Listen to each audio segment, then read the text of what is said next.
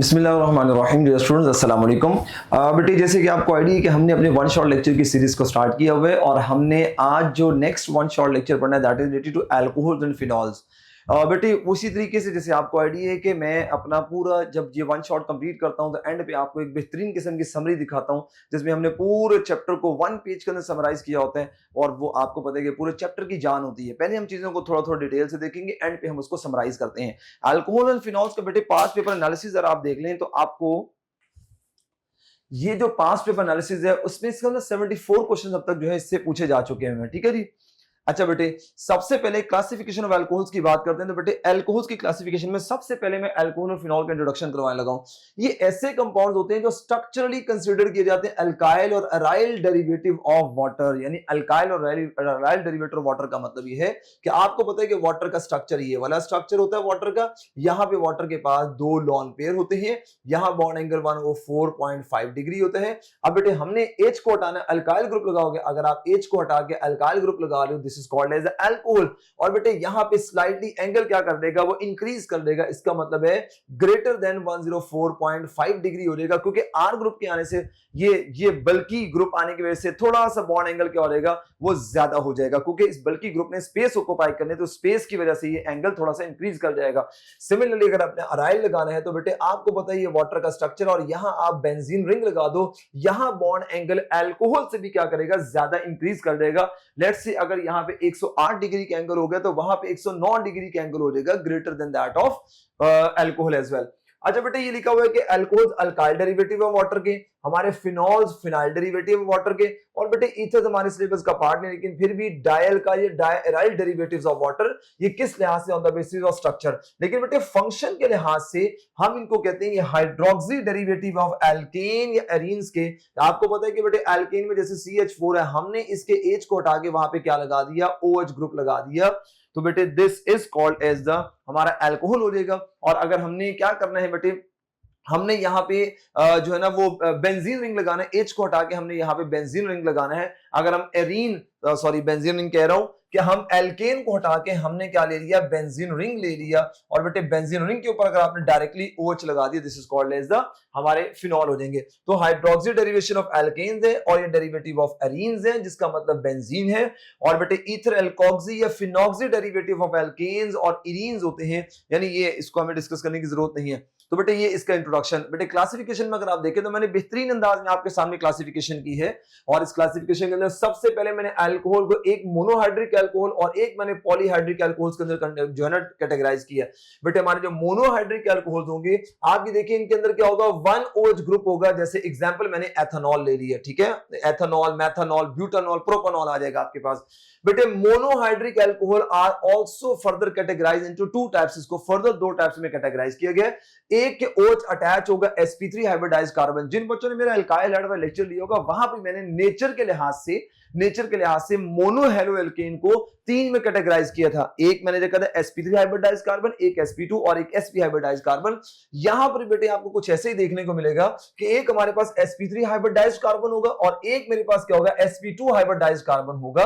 बेटे हमने उसको अब मोनोहाइड्रिक को कैटेगराइज किया। अब बेटे देखिएगा, अब जब हमारा sp3 हाइब्रिडाइज्ड कार्बन, लेकिन मैंने OH attach to the alkyl group, अब अल्काइल sp3 अटैच होता है, OH group attach to allyl group और and OH attach to benzyl group. बेटे जो बेंजाइल ग्रुप होता है, benzyl basically this group is called as the benzyl CH2।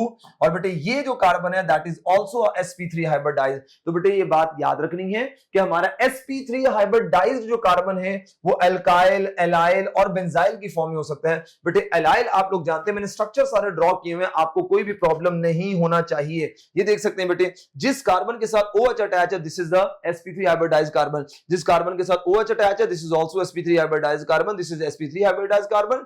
ये primary alcohol, वो secondary, and this one is the tertiary alcohol. Whereas बेटे अगर आप एलाइल की बात करते हो तो जिस कार्बन से OH अटैच है that is basically sp3 hybridised carbon.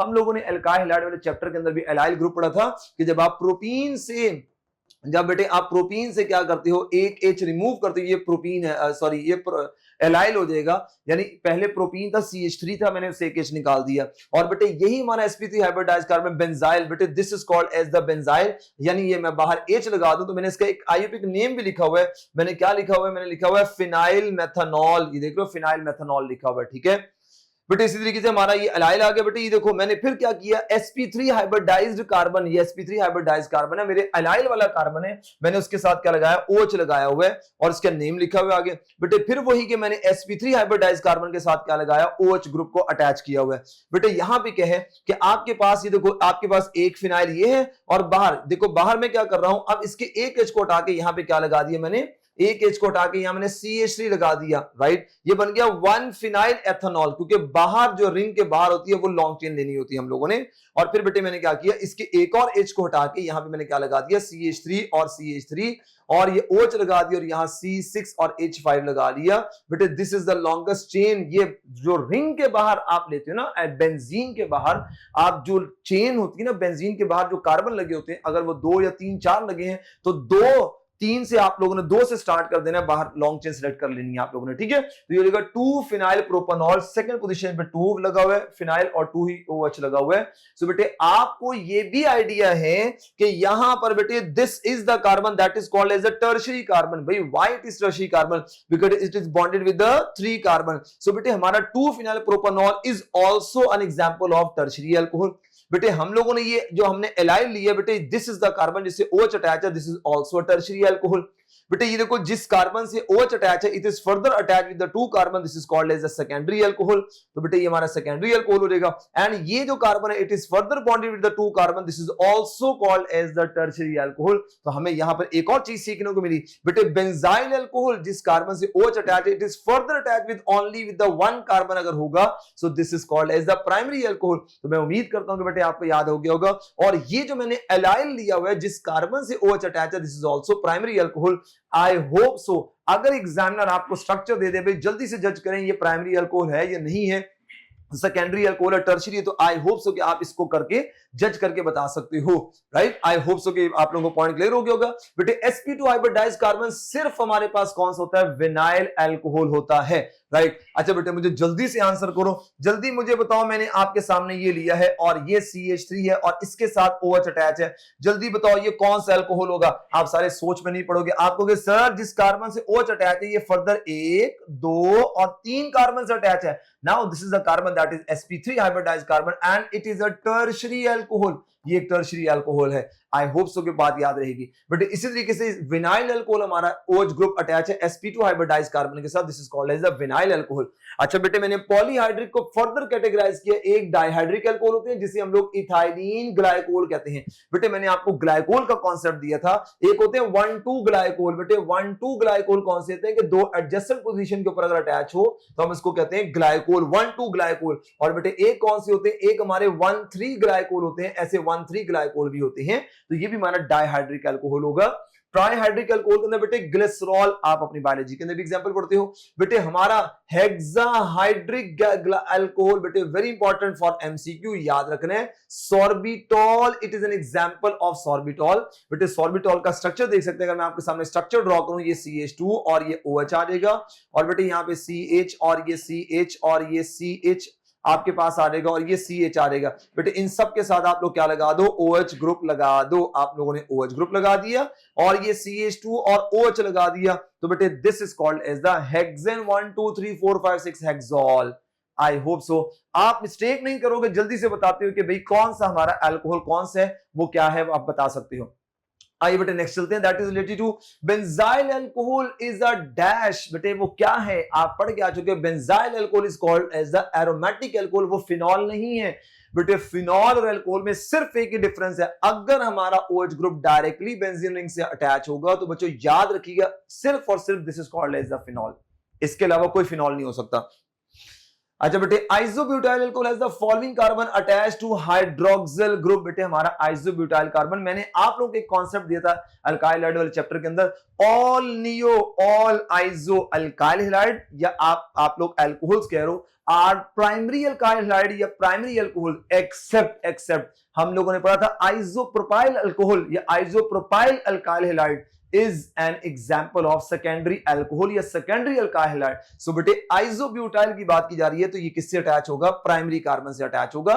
Isobutyl का आप स्ट्रक्चर भी देख सकते हैं, this is a structure of iso, ये आइसो है और ये बेटे आपके पास आ जाएगा आइसोब्यूटाइल अल्कोहल आ जाएगा। ओके बेटे, now the next one is the physical properties of alcohol. बेटे जल्दी से देखते हैं, वो कहते हैं ये बीटीबी की बुक से सारे का सारा बेटे इंफॉर्मेशन है। आपको ब्लू कलर की लाइन नजर आ रही है, लोअर अल्कोहल हमारे कलरलेस लिक्विड्स होते हैं, while higher members are colourless waxy solids. बेटे क्यों, आपको पता है कि जितना छोटा अल्कोहल होगा तो बेटे वो वोलेटाइल होगा, क्योंकि आपको पता है उसके पास अल्काइल ग्रुप की चेन छोटी है, उसके पास OH मौजूद है। तो बेटे बेसिकली यहाँ ये ज्यादा वोलेटाइल होने की वजह से लिक्विड्स की फॉर्म के अंदर रहते हैं। लिक्विड में क्यों रहते हैं, बिकॉज इनके अंदर हाइड्रोजन बॉन्डिंग है। बेटे जो बड़े अल्कोहल्स होते हैं उनमें क्या होता है कि कार्बन चेन आ जाती है, कार्बन चेन आने से क्या हो जाता है कि बेटे आपको पता है कि नॉन पोलर पार्ट बढ़ जाता है, जिससे लंडन डिस्पर्शन फोर्सेस बढ़ जाती हैं और जिसकी वजह से वो सॉलिडिफाइड होना स्टार्ट हो जाते हैं because of extent of intermolecular forces. बेटे इनकी कैरेक्टरिस्टिक अल्कोहलिक स्मेल होती है, बर्निंग टेस्ट होता है। बेटे देखो आपको पता है, याद रख लो एक बात कि हमारे जो अल्कोहल्स होते हैं दे आर डिहाइड्रेटिंग एजेंट। बेटे जब ये आपकी जुबान पे वोलेटाइल होते हैं, जब आपकी जुबान पे आके लगते हैं तो आपको पता है ऑल्फैक्टरी नर्व्स होती हैं जो कि हमें टेस्ट के बारे में बताती हैं। तो ये क्या करता है, वहां से जब ना मॉइस्चर को एब्जॉर्ब करते हैं ना तो उसकी वजह से आपको बर्निंग टेस्ट आता है।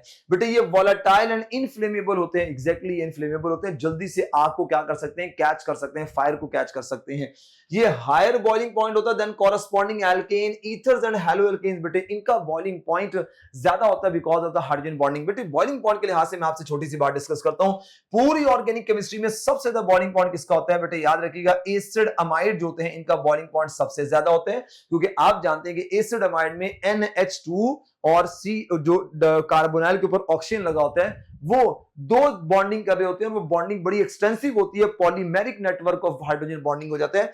एसिड अमाइड टॉप पे आएगा, फिर बेटे हमारे पास कार्बोक्सिलिक एसिड, फिर बेटे हमारे पास अल्कोहल्स आ जाएंगे और बेटे अल्कोहल्स के बाद हमारे पास आ जाएंगे कीटोन और फिर हमारे पास आ जाएंगे एल्डिहाइड्स। ठीक है बेटे, और एल्डिहाइड्स के बाद फिर हमारे पास आ जाएगा, आप यहीं पे लगाते जाएं एल्डिहाइड्स के बाद। अच्छा बेटे ये एक चीज और लिख लो, कीटोन से पहले ना पता कौन आना चाहिए, कीटोन से पहले अमाइंस। अब बेटे ये सारी की सारी वो क्लासेस हैं जिनके अंदर क्या मौजूद है, जिनके अंदर हाइड्रोजन बॉन्ड प्रेजेंट है, राइट। अब मैं वो क्लासेस लिख रहा हूं जिनके अंदर just dipole dipole forces present है, जैसे बेटे मेरे पास कीटोन, जैसे मेरे पास एल्डिहाइड आ गया, एल्डिहाइड के बाद हमारे पास क्या देखते हैं बेटे एस्टर्स आ जाते हैं। ये सारे के सारे वो जिनके अंदर क्या प्रेजेंट है बेटे, जिनमें डाइपोल डाइपोल फोर्सेस प्रेजेंट है। बेटे इसके बाद हमारे पास अल्काइल हैलाइड आ जाएगा, इसके बाद हमारे पास एल्काइंस आ जाएंगे, इसके बाद एल्कीन्स आ जाएंगे और इसके बाद हमारे पास एल्कीन्स आ जाएंगे। ठीक है बेटे, एंड वाले जो ना वो नॉन पोलर हैं, दे आर नॉन पोलर, जिनमें लंडन डिस्पर्शन फोर्सेस होती हैं। बेटे वीकली पोलर होते हैं हमारा एल्काइंस। ठीक है, और ये हमारी वो है जिनके अंदर हम लोगों ने डाइपोल डाइपोल फोर्सेस को इंक्लूड किया है। सो बेटे ये एक आपके सामने बॉइलिंग पॉइंट का एक ऑर्डर है। अच्छा बेटे नेक्स्ट क्या कहते हैं, they are highly they readily solve in water up to 4 carbon atoms. बेटे जो हमारे फर्स्ट 4 कार्बन एटम्स हैं वो क्या है बेटे, वो वाटर के अंदर सॉल्युबलाइज होते हैं, क्योंकि आपको पता है बेटे जो ये एक्सपेरिमेंटल डेटा जो हमारे लोअर अल्कोहल्स होते हैं, क्योंकि उनमें नॉन पोलर पार्ट जो है ना, नॉन पोलर पार्ट यानी कार्बन की जो चेन होती है वो कम होती है, जो कि ग्रीसी इन नेचर होती है, जो कि हाइड्रोफोबिक होती है, वो ज्यादा वाटर के मॉलिक्यूल को रिपेल नहीं करती, जिसकी वजह से वाटर और अल्कोहल किसी भी रेशो में आपस में सॉल्युबलाइज हो जाते हैं। बेटे हायर अल्कोहल्स क्या करते हैं, form carbon 5 onward are insoluble in water. क्यों, क्योंकि आपको याद है कि जैसे जैसे चेन लेंथ बढ़ती जा रही है, greasy nature hydrophobic nature water के लिए बढ़ती जा रही है, जिसकी वजह से वो क्या कर सकते हैं बेटे, वो जो मॉलिक्यूल होते हैं हमारे अल्कोहल के, उनकी आपस में के चेन के साथ, चेन के जो होते हैं कार्बन चेन, उनकी आपस में लंडन डिस्पर्शन फोर्सेस होती हैं। बेटे वो लंडन डिस्पर्शन फोर्सेस जब नहीं टूटेंगी, वो वाटर के मॉलिक्यूल की जो हाइड्रोजन बॉन्ड है उसको ब्रेक डाउन नहीं कर सकती, जिससे वो आपस में एक दूसरे के साथ मिक्स नहीं होंगे। क्योंकि यही होता है ना कि सॉल्यूट अपनी पहली फोर्सेस को ब्रेक करे और फिर सॉल्वेंट उसको सराउंड करते हैं। ठीक है, अच्छा, अब बेटे the solubility is due to presence of the intermolecular hydrogen bond. बेटे इसका मतलब है कि हमारे अल्कोहल क्यों सॉल्युबलाइज होते हैं, क्योंकि इनमें हाइड्रोजन बॉन्डिंग होती है।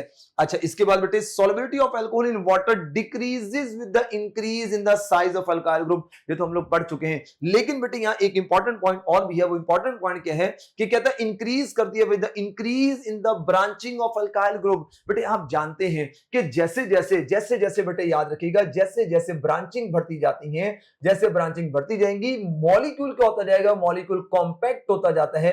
कॉम्पैक्ट होना स्टार्ट हो जाएगा, या आप कॉम्पैक्ट के साथ ही भी लिख सकते हैं कि बेटे कॉम्पैक्ट के साथ साथ वो स्फेरिकल होना स्टार्ट हो जाएगा, जिससे क्या हो जाएगा बेटे, जिससे सरफेस एरिया रिड्यूस हो जाता है। किसका सरफेस एरिया रिड्यूस हो जाएगा बेटे, नॉन पोलर पार्ट जो है अल्कोहल की, नॉन पोलर पार्ट यानी चेन का सरफेस एरिया कम हो जाएगा। जिसके सरफेस एरिया कम होने से क्या हो जाएगा बेटे, आपको पता है कि हमारा OH और वाटर आपस में आसानी से हाइड्रोजन बॉन्डिंग कर सकते हैं, क्योंकि ग्रीसी पार्ट हाइड्रोफोबिक पार्ट कम हो गया है। बेटे ये कुछ आपके सामने बॉइलिंग पॉइंट लिखे, आप देख सकते हैं कि किसका बॉइलिंग पॉइंट किसका ज्यादा है। आप देखें बेटे, जिसकी चेन बड़ी है उसका बॉइलिंग पॉइंट आप देख सकते हैं। यहाँ पे एन ब्यूटानॉल का बॉइलिंग पॉइंट 117 है, क्योंकि यहाँ OH के साथ साथ हमारे पास नॉन पोलर पार्ट भी आ गया है। जल्दी से बेटे, which of the following has the highest boiling point. बेटे आपको बेटे इथाइल अल्कोहल तो 2 कार्बन है, बेटे हमने इन तीनों के अंदर देखना है। बेटे ये ब्रांच है, आप ये ब्रांच है, और बेटे ये हमारे पास क्या है, क्या नाम है इसका, क्या कहते हैं इसको, हमारा n propyl alcohol straight chain है, ठीक है। और हम ये पढ़ के आ चुके हैं, ये देखिएगा ना कि हमने बोला solubility of alcohol decreases with the increase in alkyl group. ये अल्काइल ग्रुप से डिक्रीज कर रही है, but increase with in the increasing of branching of alkyl group. हम लोगों ने बॉइलिंग पॉइंट देखना, तो बेटे बॉइलिंग पॉइंट के लिए क्या करोगे, अब आप देखो, आप देखें बेटे, जो हमारा टर्शरी ब्यूटाइल अल्कोहल है, अब इसके बॉइलिंग पॉइंट में, और हमने आइसो और एन, बेटे ये तो वैसे आउट हो जाएगा ना, हमारा ये वाला पार्ट तो वैसे ही आउट हो जाएगा। क्यों? क्योंकि ब्रांचिंग आने से बॉइलिंग पॉइंट क्या हो जाता है, कम, क्योंकि मॉलिक्यूल क्या हो जाता है, मॉलिक्यूल कॉम्पैक्ट हो जाता है। इसमें भी ब्रांचिंग है बेटे, इसमें भी ब्रांचिंग है, लिहाजा हमारा अनप्रोपाइल अल्कोहल राइट आंसर होगा। आप देख सकते हैं कि बेटे जो मेरा प्रोपानॉल है उसका बॉइलिंग पॉइंट 97 है। अब बेटे आप जरा देखिएगा, 97 है। अब मेरे पास जो आइसोब्यूटानॉल है बेटे, उसका बॉइलिंग पॉइंट जो है वो 107 है, राइट, उससे ज्यादा है। लेकिन टर्शरी वाले का बेटे क्या हो जाएगा, इससे भी कम हो जाएगा, टर्शरी वाले का बॉइलिंग पॉइंट इससे भी कम हो जाएगा, ठीक है जी। तो ये आपके पास आ गया, n propyl alcohol is the right answer. अच्छा बेटे, the melting and boiling point of alcohol are high as compare to the corresponding alcohol due to, क्यों, कौन सी प्रेजेंट होती है, इंटरमॉलिक्यूलर हाइड्रोजन बॉन्डिंग वहां पे प्रेजेंट होती है। आइए बेटे next is preparation of alcohol. बेटे अल्कोहल की प्रेपरेशन के लिहाज से बात की जाए, आपको अल्कोहल की प्रेपरेशन नजर आ रही होगी, हमने इसको कैसे प्रिपेयर करना है। बेटे सबसे पहले आप डिस्टिलेशन ऑफ वुड, बेटे वुड को एब्सेंस ऑफ ऑक्सीजन हीट करो तो आपके पास क्या आ जाता है, अल्कोहल बन जाता है। बेटे आप हाइड्रेशन ऑफ एल्कीन करवाओ, बेटे मैंने हाइड्रेशन ऑफ एल्कीन करवाया, हम लोगों ने पढ़ा कि only ethene is the only alkene that gives us primary alcohol, rest of the alkene हमें क्या देती हैं, वो सेकेंडरी या टर्शरी अल्कोहल देती हैं। तो बेटे हमने हीट किया और हमारे पास क्या बन गया, अल्कोहल बन गया, राइट। बेटे ग्रिग्नार्ड एजेंट, आपको पता है फॉर्मल्डिहाइड ग्रिग्नार्ड से रिएक्ट करे तो प्राइमरी अल्कोहल, हमारा एसिटाल्डिहाइड ग्रिग्नार्ड से रिएक्ट करे सेकेंडरी अल्कोहल, और हमारा कीटोन अगर ग्रिग्नार्ड से रिएक्ट करे तो टर्शरी अल्कोहल। मैंने जर्नल एक अल्कोहल लिया। बेटे वाटर गैस बनती कैसे है, जब आप कार्बन को स्टीम के ऊपर क्या करते हो, स्टीम और कार्बन को लेते हो, तो आपके पास carbon monoxide plus hydrogen gas, ये दोनों को मिला के क्या पढ़ा जाता है, they are called as the water gas. और बेटे इस वाटर गैस को आप zinc oxide plus chromium oxide, बेटे ऑर्गेनिक केमिस्ट्री में ना ये जो होती है ना, क्या नाम है, conditions, they are very important. और इतना टेम्परेचर हो तो आपके पास क्या बन जाएगा, अल्कोहल बन जाएगा। इसी तरीके से बेटे आप क्या करो, अल्काइल हैलाइड की हाइड्रोलिसिस करो, किसकी प्रेजेंस में, इन the presence of aqueous KOH। तो बेटे आपको पता है कि अल्काइल हैलाइड के साथ एक्वस KOH हो तो सब्स्टिट्यूशन रिएक्शन होता है, जिसके नतीजे में अल्कोहल बनते हैं। नाउ बेटे नेक्स्ट प्रिपरेशन, फर्मेंटेशन। आप जानते हैं फर्मेंटेशन इज एक्सोथर्मिक प्रॉपर्टी, एक एनारोबिक रेस्पिरेशन होती है इसमें। बेटे फर्मेंटेशन के लिए हमें प्रॉपर एरिएशन चाहिए होते हैं, नो प्रिजर्वेटिव वहां पे हमें नहीं चाहिए होता, डाइल्यूट सॉल्यूशन रिक्वायर्ड होते हैं, ठीक है। अच्छा बेटे फर्मेंटेशन में क्या देखो, दो फर्मेंटेशन, एक सुक्रोज से एक स्टार्च से। बेटे सुक्रोज इन्वर्टेज लिया, invertase glucose plus glucose plus fructose बनता है। बेटे इन्वर्टेज यहां यूज करने की एक लॉजिक है कि ये आप जानते हैं ग्लूकोज और fructose both are called as invert sugar, जिसकी वजह से यहां इन्वर्टेज है। बेटे इन दोनों से जाइमेज से लो तो हमारे पास क्या बनता है, ग्लूकोज बनता है और साथ, सॉरी ग्लूकोज कह रहा हूं, अल्कोहल बनता है और साथ CO2 गैस इवॉल्व होती है। बेटे स्टार्च की फर्मेंटेशन, बेटे स्टार्च से आपके पास बनता है माल्टोज, तो आपने लिया होता है डायस्टेज, माल्टोज को माल्टेज से ग्लूकोज और ग्लूकोज को जाइमेज से अल्कोहल। बेटे एग्जामिनर आपसे ना सीक्वेंस ऑफ वो एंजाइम्स भी आपसे पूछ सकता है।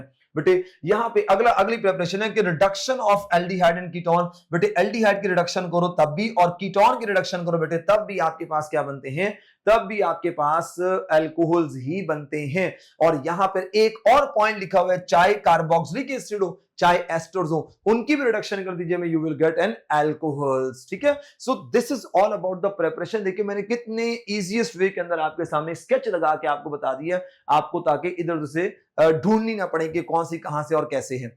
आइए बेटे नेक्स्ट इसका जल्दी से हम सीक्यू करते हैं। Epoxide obtained from isobutylene is further hydrolysed in the presence of acid, the final product is, बेटे आपको पता है आइसोब्यूटाइलिन है ना, this is called as the isobutylene, ये हमारा आइसोब्यूटाइलिन होगा। और बेटे यहां पे मैंने क्या करना है, यहां मैंने एक रिंग ड्रॉ करना है, ये मैंने एक रिंग, बेटे जब मैं इसकी ऑक्सीडेशन कराऊंगा तो यहाँ एक रिंग आ जाएगा। बेटे जब वो रिंग आएगा हम उसकी क्या करेंगे, हम उसकी हाइड्रोलिसिस करेंगे और बेटे उसकी हाइड्रोलिसिस से हमारे पास आ जाएगा। ठीक है, इपॉक्साइड आ गया। बेटे मैं इसकी क्या करूंगा, हाइड्रोलिसिस करूंगा, तो हाइड्रोलिसिस क्या होगा, ये अपने ऊपर शिफ्ट करेगा नेगेटिव, ये नेगेटिव H को अटैक करेगा। देखो CH3C और ये आ रहेगा OH और ये आ रहेगा CH3 और ये आ रहेगा CH3 और ये आ रहेगा आपके पास OH। तो बेटे 2 3 यानी आपके पास 2 मिथाइल 1 2 प्रोपेन डाइऑल। बेटे तो आप लोगों को पता चल गया होगा ना, this is the longest chain.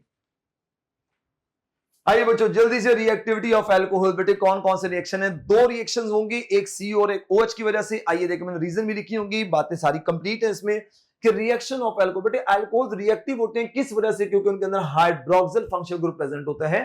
और बेटे अल्कोहल सब्स्टिट्यूशन रिएक्शन देते हैं, एक nucleophilic substitution and other one is called as the electrophilic substitution. ये दो रिएक्शन आपको अल्कोहल्स के मिलते हैं। अदर रिएक्शंस भी हैं, वो एसिडिक बेसिक रिएक्शंस भी देते हैं, वो भी हम देखेंगे अभी। भाई ये एलिमिनेशन रिएक्शंस देते हैं और ये ऑक्सीडेशन रिएक्शंस भी देते हैं। बेटे देखिए आपके पास पूरे रिएक्शंस की समरी आपके पास मौजूद है, एग्जामिनर आपसे पूछे कौन सा रिएक्शन देता है कौन सा नहीं देता, आप उसको बता सकते हो। अच्छा बेटे यहां पे नेक्स्ट देखिएगा, दिस इज वेरी इंपॉर्टेंट कि अगर आपका OH बॉन्ड ब्रेक हो रहा है, अगर आपका CO बॉन्ड ब्रेक हो रहा है, अगर बेटे OH बॉन्ड ब्रेक हो रहा है तो मैं कह सकता हूं कि alcohol behave as an acid, और बेटे अगर उनका OH बॉन्ड ब्रेक हो रहा है बिहेव एज अ बेस। क्या मैं ये कह सकता हूं कि alcohols are amphoteric in nature? Yes, आप कहेंगे sir you can call it amphoteric as well, क्योंकि अगर ये H दे रहा है तो ये इसका मतलब बेसिस से रिएक्ट करेगा, अगर वो OH दे रहा है तो वो एसिड से रिएक्ट करेगा। अच्छा बेटे यहां पे अल्कोक्सी एनाइन बनते हैं, यानी आप जब अल्कोहल का H हटा दोगे अल्कोक्सी एनाइन, बेटे यहां पे क्या बनेंगे, अल्काइल कार्बोकेटाइन बनेंगे, नहीं आपके पास कार्बोकेटाइन बनेंगे। बेटे यहां पे क्या होगा कि आपका आपने OH को बॉन्ड ब्रेक किया तो बेटे ये पार्शियल पॉजिटिवली चार्ज है, तो बेटे इस पार्शियल पॉजिटिवली चार्ज को कौन रिप्लेस करेगा, इलेक्ट्रोफाइल रिप्लेस करेगा, बाहर से आने वाली अटैकिंग स्पेशल इलेक्ट्रोफाइल इसको रिप्लेस करेगी, क्योंकि सिग्मा बॉन्ड पे हमेशा सब्स्टिट्यूशन होती है। और बेटे न्यूक्लियोफाइल क्या करेगा, रिप्लेस्ड बाय द न्यूक्लियोफाइल, क्योंकि आप जानते हैं कि बेटे OH is partial negative charge, ये नेगेटिव जाएगा नेगेटिव आके लगेगा। बेटे यहां पे स्टेबिलिटी ऑर्डर लिखा हुआ है कि rate of reaction is directly proportional stability of intermediate. Examiner आपसे पूछे कि भाई कौन सा अल्कोहल जब आप H रिमूव करते हैं तो कौन सा अल्कोहल ज्यादा रिएक्टिव है, हम कहेंगे 0 डिग्री। 0 डिग्री का मतलब होता है कि जिसके पास CH3OH है ये फर्दर किसी और से अटैच ना हो, तो ये हमारा क्या कहलाएगा, ये हमारा 0 डिग्री अल्कोहल कहलाएगा। और बेटे ये हमारा कहलाएगा 1 डिग्री अल्कोहल, और बेटे ये हमारा कहलाएगा 3 डिग्री अल्कोहल कहलाएगा। ये आप लोगों को ऑलरेडी बातों का आइडिया भी है। बेटे मैं क्या करता हूं, इनके H रिमूव करके आपको जल्दी से बता देता हूं कि बेटे इसमें से ये तीनों अल्कोक्साइड है, तीनों में से ज्यादा स्टेबल कौन है। बेटे आपको पता है कि ऑक्सीजन एक इलेक्ट्रोनेगेटिव स्पीशीज है, वो अपने ऊपर नेगेटिव चार्ज को रख सकती है, नेगेटिव चार्ज की वजह से वो स्टेबल नेगेटिव चार्ज इसके ऊपर स्टेबल रहेगा, क्योंकि ऑर्गेनिक केमिस्ट्री का एक छोटा सा रूल है। लेकिन बेटे यहां से क्या है कि मिथाइल क्या कर रही है, इस मिथाइल जो है ना इलेक्ट्रॉन डोनेटिंग है, वो इसकी इलेक्ट्रॉन डेंसिटी को पुश कर रहा है, जिससे नेगेटिव चार्ज ऑक्सीजन के ऊपर इंटेंसिफाई नहीं रह पा रहा। यहां देखो बड़ा अल्काइल कर रहा है, यहां बेटे 3 अल्काइल कर रहे हैं। मुझे बताओ किस केस में ऑक्सीजन के ऊपर नेगेटिव चार्ज इंटेंसिफाई रह रहा है रिलेटिवली इन तीनों के? आप कहेंगे सर इसके ऊपर। जो जितना ज्यादा स्टेबल होगा इसका मतलब है वो रेट ऑफ रिएक्शन उस रिएक्शन के अंदर ज्यादा होगा। यहां रेट ऑफ रिएक्शन का मतलब ये रिएक्टिविटी।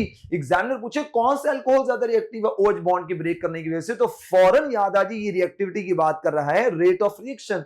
स्टेबिलिटी ऑफ इंटरमीडिएट हमारा प्राइमरी अल्कोहल में मेथॉक्साइड है, ये ज्यादा तेजी से बनता है बेटे, जबकि ये तो हम लोग बार बार पढ़ के आ चुके हैं। स्टेबिलिटी ऑफ यहां पे कार्बोकेटाइन बनते हैं और हमने पढ़ा था tertiary carbocation would be more stable. तो बेटे जब CO बॉन्ड ब्रेक होगा तो बेटे याद रखना है हमारे टर्शरी अल्कोहल्स का अल्कोहल तेजी से रिएक्ट करेंगे, यानी उनका रेट ऑफ रिएक्शन बहुत ज्यादा होगा, क्योंकि उनके बनने वाले कार्बोकेटाइन की एक्सटेंट ऑफ फॉर्मेशन बहुत ज्यादा होती है, जिसकी वजह से वो ज्यादा रिएक्ट होता है उनका। बेटे ये कुछ आपके सामने रिएक्शन है, जल्दी से कौन कौन से रिएक्शंस हैं जो कि हमारे OH के बॉन्ड ब्रेक करने की वजह से बनते हैं, वो भी आप लोगों को आइडिया है। बेटे कौन कौन सा देखो, कार्बोक्सिलिक एसिड। बेटे यहां पे क्या होगा, इसका H जाएगा और इसका क्या जाएगा, कार्बोक्सिलिक एसिड का OH जाएगा। और बेटे हमारे पास देखो मैंने दोबारा इसको लिख दी है, तो बेटे यहां से H जाएगा, यहां से OH जाएगा, ये मेरे पास एस्टर बन जाएगा। बेटे यहां पे इंपॉर्टेंट बात क्या है, this is example of condensation reaction. ये कंडेंसेशन रिएक्शन की एग्जांपल है, मैं पीछे भी बता चुका हूं अपने लेक्चर के अंदर। बेटे अगर ये पार्शियल पॉजिटिव जा रहा है तो इसको पार्शियल पॉजिटिव स्पीशी। बेटे ये जो पार्शियल पॉजिटिव स्पीशी होती है ना, ये बेसिकली आपके पास अगर मैं इसको ड्रॉ करूं C डबल बॉन्ड, ये देखो ना यूं, जब ये चला गया यहां से तो बेटे आपको पता है कि अब पीछे कौन बच गया मेरे पास ये पार्शियल पॉजिटिव चार्ज स्पीशी है। तो बेटे याद रखिएगा विद रिस्पेक्ट टू अल्कोहल अगर बात की जाए तो ये कौन सा रिएक्शन होगा, this is called as the electrophilic substitution reaction. ठीक है, बल्कि इसको मैं लिखता हूं SE, और पढ़ते हम लोग उल्टा है ना, SE इलेक्ट्रोफिलिक सब्स्टिट्यूशन रिएक्शन। और बेटे इसके रिस्पेक्ट में क्या होगा, हम लिखेंगे with respect to carboxylic acid it is nucleophilic substitution ना। तो न्यूक्लियोफिलिक सब्स्टिट्यूशन का मतलब होता है SN। ठीक है, न्यूक्लियोफिलिक सब्स्टिट्यूशन रिएक्शन होगा, एग्जामिनर अगर आपसे सवाल कर ले। ठीक है, अच्छा बेटे आपको पता है कि ग्रिग्नार रिएजेंट है, बेटे ग्रिग्नार रिएजेंट बहुत रिएक्टिव होते हैं, और ग्रिग्नार रिएजेंट हम लोगों ने पीछे पढ़ के आए हैं कि जब भी ये हमारे अल्कोहल से मिले, हमारे जो है वो अल्काइन से मिले, हमारे अनसैचुरेटेड अल्काइल हैलाइड से मिले, हमारे जो है वाटर से मिले, अमोनिया से मिले, इन सब के साथ मिलके क्या बनाते हैं, it will react to make alkane. बेटे इसने एल्केन की फॉर्मेशन कर दी है। ये पार्शियल पॉजिटिव चार्ज है बेटे, ये पार्शियल पॉजिटिव चार्ज है, ये पार्शियल नेगेटिव है, ये पार्शियल नेगेटिव है ना।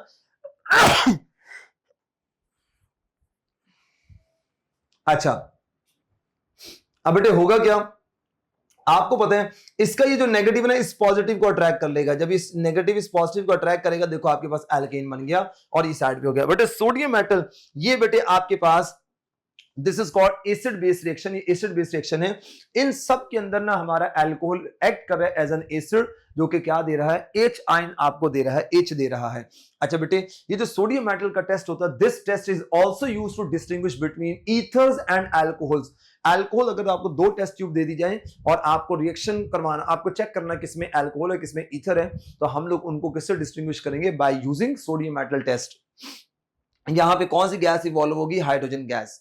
अच्छा बेटे reaction in CO bond break, बेटे आपके पास जब आप अल्कोहल लेते हैं तो थाइनाइल क्लोराइड से रिएक्शन करवाते हैं इन द प्रेजेंस ऑफ पाइरीडीन, तो बेटे आपके पास क्या बनता है, दिस इज अल्काइल हैलाइड, और ये सारी की सारी एसिडिक गैसेस होती हैं जो कि निकल जाती हैं, रिएक्शन से आउट हो जाती हैं। बेटे NH3 हम लोग इन the presence of thorium oxide लेते हैं, तो बेटे हमारे पास अमाइंस बनते हैं, और इन सब केसेस के अंदर आप देखो OH जा रहा है और यहां से बेटे NH2 और H है ना, तो ये NH2 नेगेटिव है, देखो नेगेटिव से डिस्प्लेस हो रहा है, वहां पर बेटे नेगेटिव से डिस्प्लेस हो रहा है। यहां हमने HCl लिया है और बेटे यहां पे जो HCl लिया है, तो बेटे ये रिएक्शन दोबारा रिपीट हो गया। हम लोग अल्कोहल लेंगे और अल्कोहल को जब हम HCl से ट्रीट करते हैं इन the presence of zinc chloride, तो बेटे आप जानते हैं यहां पे क्या बनेगा, RCl, और वाटर यहां से क्या हो जाएगा, आउट हो जाएगा। ठीक है, सो ये सारे के सारे रिएक्शन जिसमें हमारा CO बॉन्ड ब्रेक है, जिसमें हमारा अल्कोहल बिहेव कर रहा है एज अ बेस के तौर पे बिहेव कर रहा है।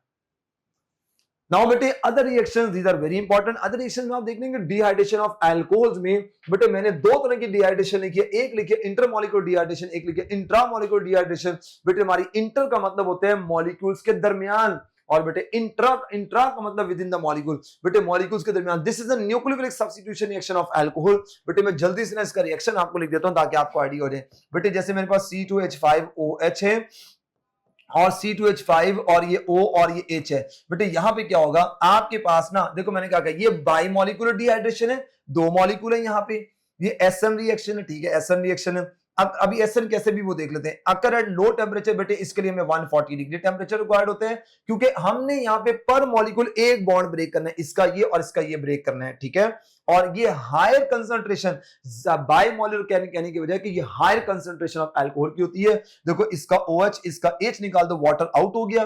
बेटे अब होगा क्या, आपको पता है this is partial negative and this is also partial negative. बेटे ये नेगेटिव गया, उसकी जगह ये नेगेटिव आके लग गया, तो बेटे आप जानते हैं हमारे पास प्रोडक्ट क्या आ गया। आप कहेंगे सर हमारे पास product ether is the product.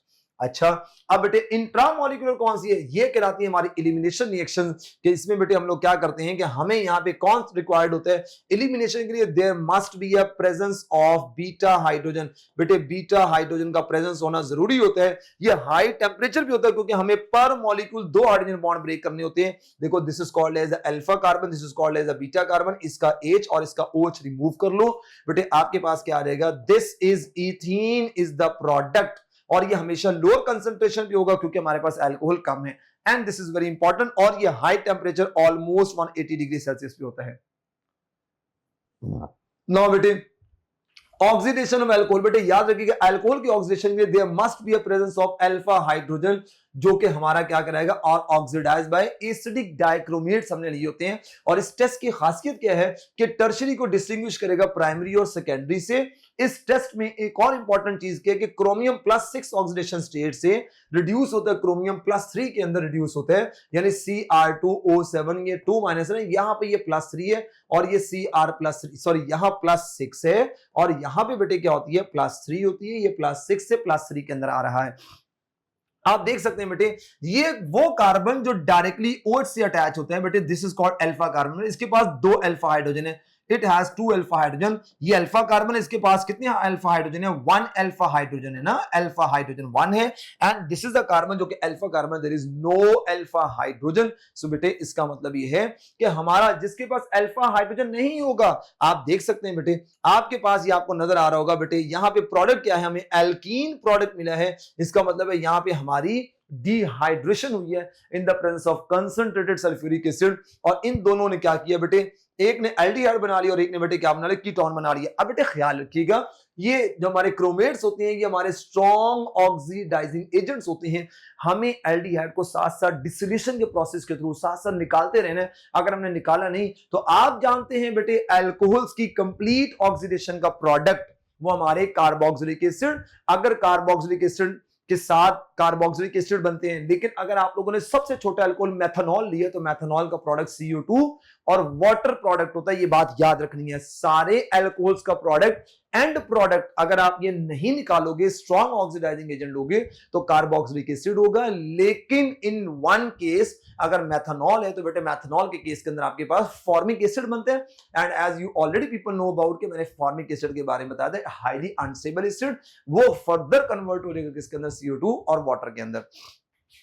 अच्छा बेटे यहां पर लुकस टेस्ट की क्या स्पेशलिटी है, बेटे लुकस टेस्ट भी एक न्यूक्लियोफिलिक सब्स्टिट्यूशन रिएक्शन है और इसकी हम लोग primary secondary on the basis of the rate of reaction यानी स्पीड ऑफ द रिएक्शन की बेस के ऊपर कि कौन जल्दी ऑयली लेयर बनाते हैं। इन ऑल दीज केसेस बेटे अल्कोहल्स अल्काइल हैलाइड में कन्वर्ट होती हैं और हमारे जो अल्काइल हैलाइड होते हैं बेटे वो क्या बनाते हैं, वो ऑयली लेयर बना देते हैं। बेटे यहां पे हमने लुकस टेस्ट में हमने कंसंट्रेटेड HCl और जिंक क्लोराइड लिया होता है। जिंक क्लोराइड हमारा किसके तौर पे एक्ट कर रहा होता है, हमारा कैटलिस्ट के तौर पे एक्ट कर रहा होता है। और बेटे आपके पास देखो हीट करने में बने, अगर 5 to 10 मिनट में बने सेकेंडरी अल्कोहल, अगर इमीडिएट बन जाए वो टर्शरी अल्कोहल। बेटे क्यों, इसलिए कि जो हमारा टर्शरी अल्कोहल होता है वो उसका रेट ऑफ रिएक्शन क्यों ज्यादा होता है, क्योंकि हमने पढ़ा ये रेट का मतलब है रिएक्टिविटी। क्योंकि यहाँ पे क्या बनते हैं बेटे, यहाँ पे स्टेबिलिटी होती है ज्यादा, स्टेबिलिटी ऑफ इंटरमीडिएट। बेटे यहाँ पे कौन से इंटरमीडिएट बनते हैं, अगर आपसे पूछा जाए आप कहेंगे सर न्यूक्लियोफिलिक सब्स्टिट्यूशन रिएक्शन के अंदर हमारे पास इंटरमीडिएट कार्बोकेटाइंस बनते हैं। तो यहाँ टर्शरी कार्बोकेटाइन है जिसकी एक्सटेंट ऑफ फॉर्मेशन बहुत ज्यादा है, जिसकी वजह से हमारा टर्शरी अल्कोहल बहुत ज्यादा रिएक्टिव है। नाउ बेटे हमारे पास last one that is related to iodoform reaction. तो आयोडोफॉर्म रिएक्शन की अगर बात की जाए तो बेटे आयोडोफॉर्म टेस्ट है, इस reaction is given by alcohols having methyl group attached to the alpha carbon. यानी कि आपको ना अगर आसान से इसका वे बताया जाए बेटे, जिस अल्कोहल के अंदर ये स्ट्रक्चर मौजूद होगा ना, जैसे CH3 और बेटे यहाँ पे H होगा, यहाँ पे आपके पास जो है वो क्या नाम है H प्रेजेंट हो, यहाँ चाहे H प्रेजेंट हो, यहाँ चाहे कोई भी R ग्रुप हो, बेटे यहाँ पे हमने OH लगाया। ये बेटे जहां पर भी ये स्ट्रक्चर प्रेजेंट होगा ना, ये पूरे का पूरा स्ट्रक्चर, वो only such alcohols will give this iodoform test. अच्छा बेटे आयोडोफॉर्म टेस्ट की स्पेशलिटी क्या है बेटे, इसकी स्पेशलिटी के length of the carbon chain या डिक्रीज हो जाते हैं। यानी मिसाल के तौर पे आपने 2 कार्बन वाला अल्कोहल लिया तो आपको 1 कार्बन वाला एसिड मिलता है, एसिड का सॉल्ट मिलता है। बेटे iodine in the presence of base act as a dehydrating agent. बेटे अगर एग्जामिनर आपसे पूछे, देखो कीटोन आपको पता है वो ऑक्सीडाइज नहीं होते आसानी से, कौन सा रिएजेंट ऐसा है जो उसको आसानी से ऑक्सीडाइज करते हैं कार्बोक्सिलिक एसिड के सॉल्ट के अंदर, तो iodoform test iodine plus sodium hydroxide जो ऑक्सीडाइजिंग एजेंट है, ये क्या करेगा, ये हमारे जो है वो कीटोन्स को क्या कर सकता है बेटे, ये ऑक्सीडाइज कर सकता है। हम एल्डिहाइड कीटोन वाले चैप्टर के अंदर देखेंगे इसको, ठीक है। सो बेटे अब अगर मैं आपसे कहूं बेटे जल्दी मुझे बताओ कि क्या ये अल्कोहल ये टेस्ट देगा या नहीं देगा, एक ऑप्शन, क्या ये वाला अल्कोहल ये टेस्ट देगा या नहीं देगा, तो बेटे आपने उसका भी बताना है मुझे। जल्दी से मुझे बताओ कि क्या ये दोनों टेस्ट देंगे। स्ट्रक्चर चेक करना है, पहले मिथाइल ग्रुप, बेटे मिथाइल ग्रुप है, उसके बाद कार्बन था, कार्बन के साथ H होना चाहिए, कार्बन है, इसके बाद 2 H आगे, मैंने कहा था 1 H, चलो ठीक है 2 H आगे, इसके बाद 2 H, बेटे 2 H के बाद यहां इसके साथ क्या अटैच होना चाहिए, OH, तो वो तो OH आगे जाके अटैच है, नो रिएक्शन। बेटे ये टर्शरी अल्कोहल है, चलो CH3 है, यस CH3 है, आगे कार्बन है, यस कार्बन है। बेटे कार्बन के साथ क्या हो, या H हो या R हो, यस बेटे CH3 लगा हुआ है, हमारे पास H नहीं था लेकिन हमारे पास R है, फिर हमारे पास H होना चाहिए तो दोबारा CH3 आ गया, नो बेटे ये भी कंडीशन सेटिस्फाइड नहीं की, लिहाजा ये अल्कोहल हमारा आयोडोफॉर्म टेस्ट नहीं देगा। And at the end of final बेटे हम लोगों ने ये डायोल BTB के पढ़ के फिर हम इसका स्केच देखेंगे।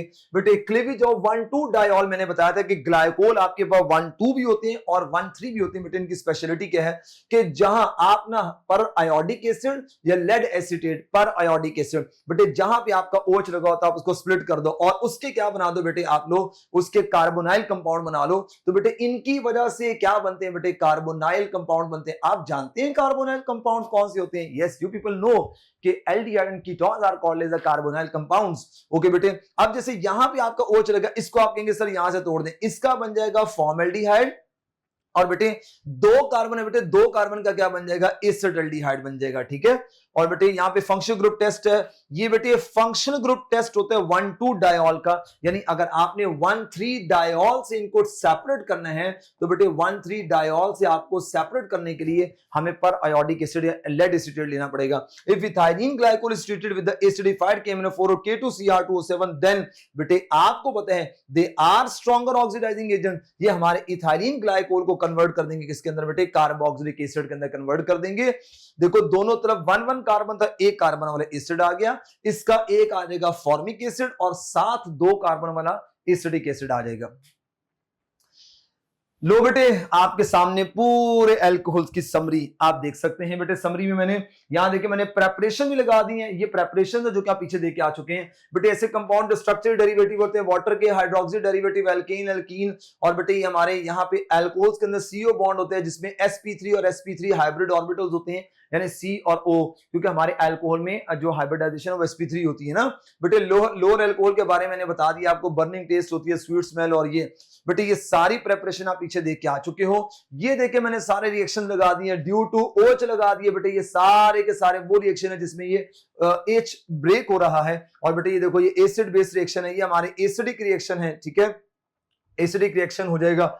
और इसके अलावा बेटे यहां पे आप देखेंगे कि मैंने ड्यू टू CO मैंने एथेनॉल एग्जांपल ले ली। बेटे न्यूक्लियोफिलिक सब्स्टिट्यूशन, न्यूक्लियोफिलिक सारी की सारी ये बेटे हमारे इंटरमॉलिक्यूलर 140 के ऊपर आपके पास अल्कोहल बनेगा, और बेटे हमारे ये अल्कोहल को 140 डिग्री दो तो ईथर, बेटे हाई टेम्परेचर दोगे तो एल्कीन। ये देखो बेटे अल्कोहल, प्राइमरी अल्कोहल एल्डिहाइड में, सेकेंडरी अल्कोहल किसके अंदर, कीटोन में, और टर्शियरी अल्कोहल हमारे क्या देता है, एल्कीन देता है। मेरे ख्याल ये सारी बातें आप पीछे पढ़ के आए हो और इसमें आपको कोई कंफ्यूजन नहीं रहनी चाहिए। आई होप सो ये स्केच आपको बड़ा वंडरफुल लगा हुआ होगा।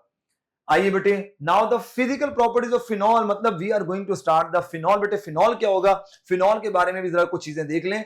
बेटे आपको पता है this is called as the phenol, कि आपके पास डायरेक्टली OH अगर बेंजीन रिंग से अटैच हो, हम उसको फिनॉल कहते हैं। We are also called it benzenol and we are also called it carbolic acid. इसको कार्बोलिक एसिड भी कहते हैं क्योंकि इसको कोल तार से एक्सट्रैक्ट किया गया था, इस चीज को कार्बोलिक एसिड कहते हैं।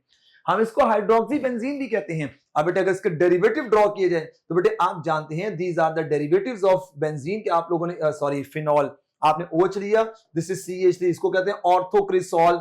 इसी तरीके से बेटे आपने बेंजीन रिंग लिया और बेंजीन रिंग लेके यहां आपने लगा दिया CH3, दिस इज कॉल्ड मेटाक्रिसॉल। और इसी तरीके से बेटे आप लोगों ने OH लेके और यहां CH3 लगा दिया, this is called as the paracresol. बेटे इसी तरीके से अगर आपके पास फिनॉल में ये दो एडजेसेंट कार्बन पे OH है, दिस इज कॉल्ड कैटिकॉल, कैटिकॉल आ जाएगा, ये कैटिकॉल आ जाएगा। और इस तरीके से बेंजीन रिंग के ऊपर अगर आप लोगों ने क्या किया, एक और OH लगा दिया, this is called as the resorcinol, हम इसको रीसोर्सिनॉल कहेंगे। और इसी तरीके से बेटे हमारे पास हम लोगों ने दो ऑपोजिट पोजीशन के ऊपर OH लगा दिया, दिस इज कॉल्ड हाइड्रोकिनोन, हम इसको हाइड्रोकिनोन पढ़ेंगे, ठीक है, हाइड्रोकिनोन पढ़ा जाएगा। इसी तरीके से बेटे आपके पास अगर आप लोगों ने दो एडजेसेंट, जैसे बेटे आप ये OH आ गया, ये आपके पास OH आ गया, ये आपके पास OH आ गया, हम इसको कहते हैं ग्लूसिनॉल, ग्लूसिनॉल पढ़ा जाता है, ग्लूसिनॉल पढ़ा जाएगा। इसके बाद बेटे अगर आपके पास तीन एडजेसेंट पोजीशन के ऊपर OH आ जाए, जैसे आप लोगों ने ये वाला अगर OH आ जाते हैं, this is called as the pyrogallol, हम इसको पायरोगैलोल पढ़ते हैं। बेटे ये सारी की सारी बातें इसलिए बता रहा हूं क्योंकि ये अदर बोर्ड की बुक के अंदर डेरिवेटिव्स, हमारे PTB की बुक के अंदर ये नहीं होंगे। इसी तरीके से बेटे अगर आपके बेंजीन रिंग के ऊपर क्या आ जाए, OH के साथ कोई और ग्रुप लग गया है, तो बेटे ये आपके पास, इसको हम कहते हैं सैलिसिलिक एसिड, सैलिसिलिक एसिड कहते हैं, डेरिवेटिव ऑफ फिनॉल है। आई hope so this is more than enough for you people. Okay बेटे अब हम लोग चलते हैं नेक्स्ट। बेटे फिजिकल प्रॉपर्टीज फिनॉल की क्या होती है। बेटे फिनॉल क्या होता है, ये प्योर फिनॉल और usually colourless solid but turn reddish on exposure to air due to the oxidation. Yes बेटे हमारा जो फिनॉल है वो बड़ी आसानी से क्या होता है, इन the presence of air oxidation, यानी एयर ऑक्सीडेशन में ये ऑक्सीडाइज होता है और किसमें कन्वर्ट हो जाता है, इट विल कन्वर्टेड इनटू, बेटे ये इस तरीके से आपके पास ना, this is called as the benzoquinone, हमारे पास ये आपके पास ना डाइकीटोन बन जाता है जिसको कहते हैं बेंजोकिनोन। और बेटे ये जो बेंजोकिनोन होते हैं ना, ये बेसिकली पिंक कलर का होता है, पिंक कलर का, ठीक है। They have a characteristic phenolic smell और मेडिसिनल ऑर्डर होती है। बेटे फिनोलिक स्मेल है, यानी इसको जो है ना वो हॉस्पिटल्स के अंदर डिटॉल वगैरह के अंदर ये बेसिकली यूज होता है। अच्छा इसके बाद बेटे ये फिनॉल जो होता है ना, ये हमारे पास जनरली लेस सॉल्युबल होता है वाटर के अंदर, but phenol and trihydric phenols are fairly soluble. क्यों, क्योंकि आपको पता है कि बेटे ट्राईहाइड्रिक फिनॉल के अंदर OH बढ़ते जा रहे हैं, OH के बढ़ने से हाइड्रोजन बॉन्डिंग बढ़ेगी। अकेला फिनॉल क्यों डिसॉल्व नहीं होता वाटर के अंदर, क्योंकि आपको पता है कि वहां पे non polar part phenyl ring है, जो कि ग्रीस एक हाइड्रोफोबिक पार्ट है for the water. But phenol is more soluble, water soluble than similar mass alcohols due to stronger hydrogen bonding। बेटे इसकी वजह क्या होती है, इसकी वजह ये होती है कि बेटे आपको पता है जो फिनॉल होता है बेटे, इसमें जो रिंग होता है ना, ये रिंग बेसिकली फ्लैट होता है, ये फ्लैट रिंग होता है।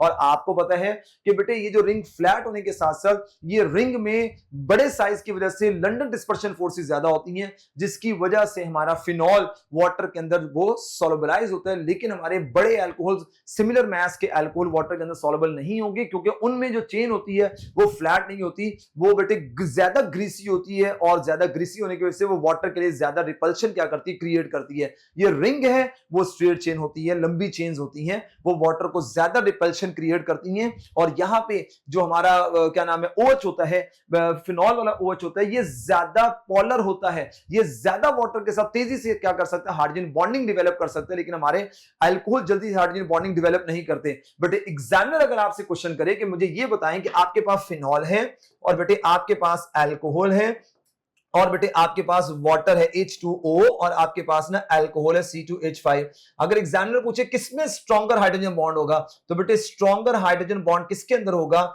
याद रखिएगा बेटे स्ट्रॉन्गर हाइड्रोजन बॉन्ड किसमें होगा, वो होगा सबसे ज्यादा फिनॉल के अंदर। बेटे फिनॉल में सबसे ज्यादा होगा, फिर हमारे पास वाटर आएगा, फिर हमारे पास बेटे अल्कोहल आएंगे। क्यों बेटे, आप जानते हैं कि जो हमारा फिनॉल होता है ना, फिनॉल ये बेंजीन रिंग इलेक्ट्रॉन विड्रॉ करते हैं, यानी ये ऑक्सीजन अपना क्या करता है, इसको लॉन पेयर देता है और ये रेजोनेंस स्टार्ट हो जाती है, जिससे OH bond become more polar, जितना ज्यादा पोलर होगा, ये जितना पार्शियल पॉजिटिव ज्यादा होगा, वाटर को तेजी से अट्रैक्ट करेगा।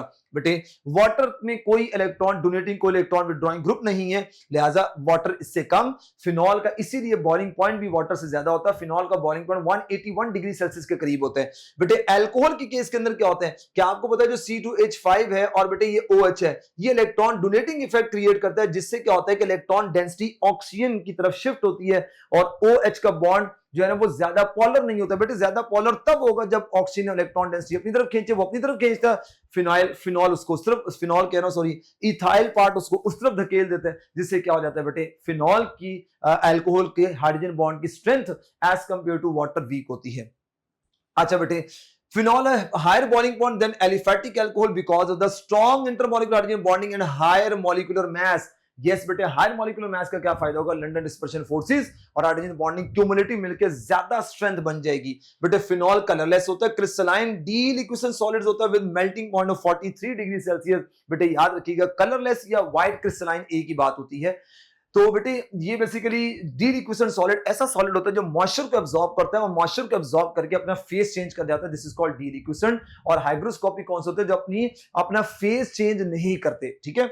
अच्छा, it is more solvent in organic solvent like alcohol and chloroform. बेटे आपको पता है कि यहाँ पे जो नॉन पोलर पार्ट है, फिनाइल रिंग है, वो बड़े होने की वजह से वहां पे लंडन डिस्पर्शन फोर्सेस भी मौजूद होती हैं, OH भी मौजूद है, तो उसके बड़े साइज की वजह से ये ज्यादातर डिसॉल्व होता है नॉन पोलर सॉल्वेंट्स के अंदर। बेटे phenol becomes completely solvent in water above 68.5 degree Celsius. जब आप फिनॉल और वाटर को लेते हो तो पहले एक ऑयली लेयर आती है, वो पार्शियली सॉल्युबल होते हैं। जब आप टेम्परेचर बढ़ाते हो तो टेम्परेचर बढ़ाने से मॉलिक्यूल्स की क्या बढ़ जाती है, काइनेटिक एनर्जी बढ़ जाती है, जिससे क्या होता है कि फिनॉल के जो मॉलिक्यूल आपस में जुड़े होते हैं उनके बॉन्ड ब्रेक होना स्टार्ट हो जाते हैं और वो वाटर के साथ जो है ना वो बनना स्टार्ट हो जाती हैं, एक नई फोर्स सोल्यूट सॉल्वेंट की फोर्स डेवलप होना स्टार्ट हो जाती है। बेटे इसके वेपर टॉक्सिक होते हैं और पेनफुल होते हैं, स्किन ब्लिस्टर कॉज करते हैं, क्योंकि ये जो हमारा फिनॉल होता है बेसिकली इसके वेपर्स ना टॉक्सिक है। टॉक्सिक के मुराद ये कि ये बेसिकली ना क्या नाम है, अब ये इसकी कुछ नेचर ऐसी होती है कि आपकी बॉडी पे जब पड़ते हैं ना तो ये ब्लिस्टर कॉज करते हैं, यानी आप ये कह सकते हैं कि हमारी स्किन के लिए ज्यादा डेंजरस होते हैं। मेरे ख्याल ये प्रोटीन पता नहीं क्या कहते हैं उसको, मेरे ज़हन में नाम नहीं आ रहा कौन सी प्रोटीन होती है, उसके लिए बड़ा एक्टिव होता है, ये हमारा फिनॉल बड़ा एक्टिव होता है उसके लिए। 5% aqueous phenol solution is called as the carbolic acid. मैंने कार्बोलिक एसिड की एक वजह बताई कि कार्बोलिक एसिड को क्यों कार्बोलिक एसिड कहते हैं, because of extract from coal tar। but a phenol has following characteristic and physical properties, white crystalline deliquescent solid होगा। मैंने कहा था white को हम लोग colorless भी कहते हैं, rest of the options are incorrect। Okay बेटे structure and acidity of phenol very important. Phenol के स्ट्रक्चर की बात की जाए तो हमारा जो OH ग्रुप होता है इसमें ऑक्सीजन एटम होता है जो कि हमारा क्या होता है sp2 हाइब्रिडाइज्ड होता है।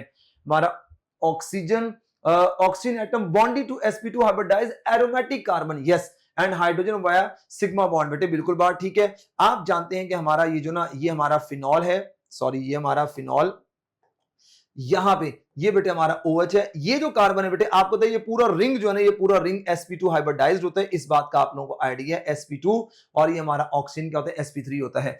Both CO and OH bond are polar due to which electronegativity of the oxygen atom, बिल्कुल इसमें कोई शक वाली बात नहीं है, ज्यादा इलेक्ट्रोनेगेटिविटी पोलैरिटी ज्यादा होगी। Conjugation exist between unshared electron pair on the oxygen and the aromatic ring, क्योंकि एरोमेटिक रिंग की नेचर इलेक्ट्रॉन विड्रॉ करना होती है और वो जब जाते हैं तो रेजोनेंस स्टार्ट हो जाती है। बेटे फिनॉल डिफर फ्रॉम अल्कोहल, इसका shorter carbon oxygen bond distance होता है, क्यों? क्योंकि आप जानते हैं कि बेटे जब ये अपना लॉन पेयर शिफ्ट करेगा, जब अपना ये लॉन पेयर शिफ्ट करेगा तो बेटे आपको पता है कि यहां कार्बन ऑक्सीजन के दरमियान क्या आ गया, double bond, and double bond is shorter in length than that of straight chain. हमारे जो नॉर्मल अल्कोहल्स होते हैं बेटे इनमें एसिडिक हाइड्रोक्सिल प्रोटॉन होता है, यानी ये वाला जो हमारा OH ग्रुप है इसमें जो H होता है, देखो ना जब ये अनस्टेबल हो गया तो अंडरस्टूड है कि बेटे डेफिनेट है कि इसने ये अपने पॉजिटिव चार्ज को खत्म करने के लिए बॉन्ड को शिफ्ट करना और H चला जाएगा। अच्छा बच्चों ये आपके सामने कोई स्ट्रक्चर है, दिस इज मैथनॉल, आप मैथनॉल की और आप लोग फिनॉल देख सकते हैं। बेटे यहां बॉन्ड एंगल 109 डिग्री है, क्यों? क्योंकि फिनाइल रिंग ज्यादा बड़ा है, वो ज्यादा स्पेस को पाया करेगा, हमारा बॉन्ड और ज्यादा जो है ना वो फ्लैट होना स्टार्ट हो जाएगा। यहां बॉन्ड लेंथ देख लो, आपके पास 136 आपके पास पिकोमीटर है ये, जबकि बेटे यहां पर हमारे पास 142 पिकोमीटर है ये इसकी बॉन्ड लेंथ है, ठीक है। और यहां पर आपके पास जो बॉन्ड एंगल है वो 108.9 डिग्री है। तो बेटे ये इतनी सी बातें काफी इसके लिए। अच्छा बेटे, अब एसिडिक नेचर ऑफ फिनॉल के, हमारा फिनॉल एसिडिक नेचर क्यों शो करता है बेटे? Phenol is a weak acid, इसकी पीएच कितनी होती है आपके पास? ऑलमोस्ट 5 से 6 इसकी पीएच होती है। इतना वीक होता है कि CO2 नहीं लिबरेट कर सकता कार्बोनेट से, और यही टेस्ट डिस्टिंग्विश करता है between carboxylic acid and phenol को। बेटे ये स्ट्रांगली अफेक्ट नहीं करता लिटमस को, क्योंकि लिटमस को अफेक्ट करने के लिए pH should be very low, it must be 0, 1, 2 and almost 3 तक। वो सिर्फ क्या करते हैं? लिटमस को अफेक्ट कर सकते हैं। बेटे फिनॉल ज्यादा एसिडिक होते हैं अल्कोहल से एंड वाटर से, but less acidic then carboxylic acid. बेटे इनकी रिलेटिव एसिडिटी का ऑर्डर आपके सामने, ये ऑर्डर लिखा हुआ है बेटे, ये आपके सामने Ka और pKa भी लिखी हुई है। बेटे इन वैल्यूज को सिर्फ देख लो, इन वैल्यूज के बेस पे भी एग्जामिनर आपसे सवाल करते हो, आप बता सकते हैं। मैंने आगे यहाँ लिखा होगा, यहां देख लीजिएगा बेटे, याद रख लीजिएगा कि हमारा जो स्ट्रेंथ ऑफ एसिड होता है, हमारा स्ट्रेंथ ऑफ एसिड होगा वो क्या क्या होगा? इज डायरेक्टली प्रोपोर्शनल Ka, बेटे Ka के डायरेक्टली, और pKa के इनवर्सली होता है। सिमिलरली स्ट्रेंथ ऑफ एसिड जो होता है ये H आयन के डायरेक्टली एंड pH आयन के क्या, pH के क्या होता है? इनवर्स होता है। तो एग्जामिनर आपको Ka दे के पूछ ले, तो आप pKa दे के पूछ ले, तो आप बता सकते हो कौन एसिडिक है कौन एसिडिक नहीं है। बेटे याद रखिएगा, हमारी एक acidic strength stability of conjugate base भी होती है। बेटे याद रखिएगा, कौन से कॉन्जुगेट बेस ज्यादा स्टेबल होती हैं? बेटे हम उन कॉन्जुगेट बेस को, बल्कि आप एक पहले बात ये लिख लें कि स्टेबल कॉन्जुगेट बेस किसको कहा जाता है? इतनी सी बात, स्टेबल कॉन्जुगेट बेस कहते हैं हम लोग वीकर बेसिस को। बेटे वीकर बेसिस, बेटे याद रखिएगा, वीकर बेसिस किसकी होती है? जितना एसिड स्ट्रॉन्ग होगा बेटे, stronger the acid, weaker is the conjugate base. मैं यहां लिख देता हूं कि जितना एसिड हमारा क्या होगा? स्ट्रॉन्गर द एसिड, हमारा एसिड स्ट्रॉन्गर है, स्ट्रॉन्गर द एसिड, तो बेटे उसकी कॉन्जुगेट बेस क्या होगी? Weaker conjugate base. और जो वीकर कॉन्जुगेट बेस होगी, we are also called it stable conjugate base, यानी जो दोबारा प्रोटॉन को कैप्चर ना कर सके। ठीक है बच्चों, अब यहां पर बेटे कौन सी कॉन्जुगेट बेस ज्यादा स्टेबल होगी? तो बेटे याद रखिएगा, जिनमें क्या होगा? डीलोकलाइज्ड चार्ज होगा ना, डीलोकलाइज्ड चार्ज होगा, वो हमारी ज्यादा स्टेबल होगी as compare to non delocalized charge जो बेसिस होगी उनसे। जैसे बेटे आपको पता है, आप ये देखें कि बेटे मैंने कार्बोक्सिलिक एसिड और मैंने आपके सामने फिनॉल लिया हुआ है। बेटे आप ये देखें कि यहां पर नेगेटिव चार्ज यहां भी रेजोनेट कर रहा है, यहां भी रेजोनेंस हो रही है, डीलोकलाइज हो रहा है। किस केस में नेगेटिव चार्ज ज्यादा डीलोकलाइज, ज्यादा सेपरेट हो रहा है, ज्यादा डिफ्यूज हो रहा है? तो आपको तो यहां ज्यादा नजर आ रहा होगा कि यहां डीलोकलाइज ज्यादा हो रहा है, वहां डीलोकलाइजेशन कम हो रही है। बेटे स्टेबिलिटी का रूल याद कर लो, अगर नेगेटिव चार्ज इलेक्ट्रोनेगेटिव एटम के ऊपर डीलोकलाइज होता है तो इट इज वेरी स्टेबल, वो बहुत ज्यादा स्टेबल होता है। लेकिन यहां पे नेगेटिव चार्ज किसके ऊपर रेजोनेट कर रहा है? बेटे हमारे ऑर्थो और पैरा के ऊपर क्या कर रहा है? बेटे वो रेजोनेट कर रहा है। और बेटे यहां जो ortho para, these are the carbon, और कार्बन की वजह से ये नेगेटिव चार्ज अनस्टेबल हो रहा है। इसका मतलब है फिनोक्साइड रिलेटिवली कार्बोक्सिलिक एसिड यानी कार्बोक्सिलेट आयन से लीस्ट स्टेबल है, क्योंकि नेगेटिव चार्ज इलेक्ट्रोपॉजिटिव एलिमेंट के ऊपर रेजोनेट हो रहा है, वहां पे negative charge perfectly electronegative element के ऊपर रेजोनेट हो रहा है। लिहाजा हमारी ज्यादा स्टेबल कॉन्जुगेट बेस कौन सी होगी? मैं लिख सकता हूं कि हमारी ज्यादा स्टेबल कॉन्जुगेट बेस होगी कार्बोक्सिलेट बेस, क्योंकि इन दोनों में कॉन्जुगेशन है। बेटे अब पता चलेगा डीलोकलाइजेशन में भी कौन सी डीलोकलाइजेशन, अगर ज्यादा डीलोकलाइजेशन किसके ऊपर हो? नेगेटिव की अगर डीलोकलाइजेशन हो रही है वो ज्यादा स्टेबल होगी as compare to negative positive delocalization. फिर इसके बाद बेटे हमारी फिनोक्साइड, और इसके बाद बेटे हमारी कॉन्जुगेट बेस आ जाएगी, दैट इज हमारे पास हाइड्रोक्साइड आयन, और फिर हमारे पास एल्कोक्साइड आयन। क्योंकि बेटे हाइड्रोक्साइड आयन में कोई भी ऐसा ग्रुप नहीं है जो इस नेगेटिव चार्ज ऑक्सीजन की इंटेंसिटी को, नेगेटिव चार्ज की इंटेंसिटी को कम करे, कोई ऐसा ग्रुप नहीं है। लेकिन यहां पे आर ग्रुप है जो नेगेटिव चार्ज की इंटेंसिटी को कम कर रहा है। आई होप से कि बच्चों ये बात आप लोगों को याद रहेगी। अच्छा बेटे कुछ लोगों का ये भी कहना होता है कि एसिडिक स्ट्रेंथ का जो ऑर्डर होता है वो कार्बोक्सिलिक एसिड के बाद फिनॉल है, और बेटे फिनॉल के बाद ना कुछ कहते हैं कि यहाँ मेथनॉल ज्यादा एसिडिक है एज कंपेयर टू वाटर। बेटे ये एक छोटी सी एग्जांपल याद रख लो, वाहिद मेथनॉल है, बाकी सारे अल्कोहल वाटर से क्या होते हैं? वीकर एसिड होते हैं। इसकी क्या वजह होती है? बेटे मैं क्या करता हूं, मैं ना यहाँ पे आपके सामने मेथनॉल का ना वो मैंने H हटा दिया। बेटे यहाँ मैंने ना H का भी ना ऑक्सीजन का भी H हटा दिया। बेटे आप जानते हैं कि कार्बन जो होता है इसकी इलेक्ट्रोनेगेटिविटी 2.5 होती है, इसकी इलेक्ट्रोनेगेटिविटी 2.1 होती है। अब जरा आपने ख्याल करना, अब आपने देखना है अब होगा क्या कि जो हमारा मेथनॉल है वो हाइड्रोजन के कंपैरिजन में ज्यादा इलेक्ट्रोनेगेटिव है। बेटे जो ज्यादा इलेक्ट्रोनेगेटिव होंगे वो क्या करेंगे? इलेक्ट्रॉन डेंसिटी को अपनी तरफ खींचेंगे, जिससे क्या होगा कि ऑक्सीजन का नेगेटिव चार्ज बेटे वो डिस्टर्ब नहीं हो रहा। लेकिन यहां पे क्या है कि यहां इसकी इलेक्ट्रोनेगेटिविटी कम है। अगर जिसकी इलेक्ट्रोनेगेटिविटी कम होती है उसका इलेक्ट्रॉन क्लाउड ज्यादा किसकी तरफ शिफ्ट होगा, ऑक्सीजन की तरफ, जिससे नेगेटिव चार्ज डिस्टर्ब हो जाएगा क्योंकि इलेक्ट्रॉन डेंसिटी आ रही है, जिससे ये लीस्ट स्टेबल हो जाएगा and it would be more stable, जिसकी वजह से हम कहते हैं methanol is more acidic then that of yes water. बेटे ये मैंने यही नहीं, मैंने और भी आपके लिए बहुत कुछ रखा है कि यहां पे मैंने इलेक्ट्रॉन डोनेटिंग और इलेक्ट्रॉन विड्रॉइंग ग्रुप भी लगाने हैं। इलेक्ट्रॉन विड्रॉइंग ग्रुप बेटे हमारे सारे के सारे जो मैटर डायरेक्टर्स होते हैं they are called electron withdrawing groups. ये क्या करते हैं, ये डिस्पर्स करते हैं नेगेटिव चार्ज को। जितनी डिस्पर्शन ज्यादा होगी उतना फिनॉक्साइड ज्यादा स्टेबलाइज होगा और इंक्रीज करेगा एसिडिटी को। हमारे इलेक्ट्रॉन डोनेटिंग ग्रुप ये इंटेंसिफाई करते हैं नेगेटिव चार्ज को, फिनॉक्साइड इंटेंसिफाइड, यानी जो वो फिनॉक्साइड के रेजोनेंस को ना मतलब क्या कहते हैं रिस्ट्रिक्ट करते हैं, रोकते हैं, जिसकी वजह से इसकी स्टेबिलिटी क्या होगी, कम होगी। ये destabilise the phenoxide ion, decreases the acidity. बेटे मैंने आपके सामने ना कुछ एग्जांपल रखे, एग्जामिनर आपसे पूछे यहां कौन स्ट्रॉन्गर एसिड है। आप जानते हैं कि nitro is electron withdrawing group. बेटे आपने याद रखना है जितने इलेक्ट्रॉन विड्रॉइंग ग्रुप ज्यादा होंगे एसिडिक स्ट्रेंथ बेटे is directly proportional to the number of electron withdrawing groups। ठीक है, जितने ज्यादा। तो बेटे इनको नंबर लेते हैं, 1, ये 2, ये 3, ये 4, ये 5, ये 6, ये 7 और ये बेटे 8। बेटे सबसे एसिडिक कौन होगा, आप कहेंगे नंबर 1 सबसे एसिडिक, फिर नंबर 2 आ जाएगा। अब बेटे ये तीनों हमारे पास ना देखो, ये पैराफिनॉल है, ये मेटाफिनॉल है, और बेटे मैं आपके सामने एक और स्ट्रक्चर ड्रॉ कर रहा हूं, ये मैं लिख रहा हूं ऑर्थो नाइट्रोफिनॉल। और अब मैं नंबर चेंज करूंगा, अब मुझे यहां से ये 3, 4 को चेंज करना पड़ेगा, सबको चेंज करना पड़ेगा ना, क्योंकि मैंने एक एडिशनल चीज ऐड कर दी ना, मैंने ऑर्थो नाइट्रोफिनॉल भी ऐड कर दिया। ये 2 है, ये 3 है, ये 4 है, ये 5 है, ये 6 है, ये 7 है, ये 8 है, ये 9 है। बेटे आपके कॉन्सेप्ट को बूस्ट करने के लिए इतनी ज्यादा एग्जांपल्स दी हैं मैंने। ओके, इसके बाद अब बेटे 3, 4, 5 के अंदर एक प्रॉब्लम आ जाते हैं। बेटे ये पैरा नाइट्रोफिनॉल है, ये मेटा नाइट्रोफिनॉल है, वो ऑर्थो नाइट्रोफिनॉल है। बेटे एक ना पॉम वर्ड याद रख लें, पैरा नाइट्रोफिनॉल ज्यादा एसिडिक है एज कंपेयर टू ऑर्थो, और ऑर्थो ज्यादा होगा एज कंपेयर टू मेटा। क्यों ऑर्थो पहले क्यों नहीं आया? हालांकि ऑर्थो तो ज्यादा ओच के नजदीक है, जो ज्यादा नजदीक होगा वो ज्यादा जल्दी इलेक्ट्रॉन विड्रॉ करेगा, जो जल्दी इलेक्ट्रॉन विड्रॉ करेगा ओच बॉन्ड ब्रेक हो जाएगा, ओच ब्रेक बॉन्ड ब्रेक होगा, वो जल्दी एज दे देगा। लेकिन यहां एक प्रॉब्लम आता है कि यहां पे ऑर्थो नाइट्रोफिनॉल में क्या हो जाती है, इंट्रामोलिकुलर हाइड्रोजन बॉन्ड बन जाता है, जिससे एच जल्दी रिलीज नहीं होता, जिसकी वजह से हम कहते हैं हमारा पैरा नाइट्रोफिनॉल दूसरे नंबर, तीसरे पहले नंबर पे, फिर हमारा 5वां, फिर हमारा चौथा स्ट्रक्चर। अब आप सोच रहे होंगे सर आपने चौथे को एंड पे क्यों रखा, यहां तो नाइट्रो इसके नजदीक है। तो बेटे आप जानते हैं कि नेगेटिव चार्ज फिनॉल की वजह से कहां कहां पे आ रहा होगा, हमारा ऑर्थो और पैरा के ऊपर आ रहा होगा, वो मेटा पे आ नहीं रहा। जब मेटा पे वो आ ही नहीं रहा, इसका मतलब है हमारा नेगेटिव चार्ज डिस्पर्स नहीं हो रहा। अगर वो डिस्पर्स नहीं हो रहा तो इसका मतलब उसकी एसिडिक स्ट्रेंथ भी क्या हो जाएगी, कम हो जाएगी। अच्छा बेटे, इसके बाद बेटे हमारे पास आ जाएगा स्ट्रक्चर नंबर 6। अब बेटे ये मेरे पास मैंने 3 इलेक्ट्रॉन डोनेटिंग ग्रुप लगाए हैं, मिथाइल मिथाइल मिथाइल। इन तीनों में कौन ज्यादा एसिडिक होगा, कौन एसिडिक नहीं होगा?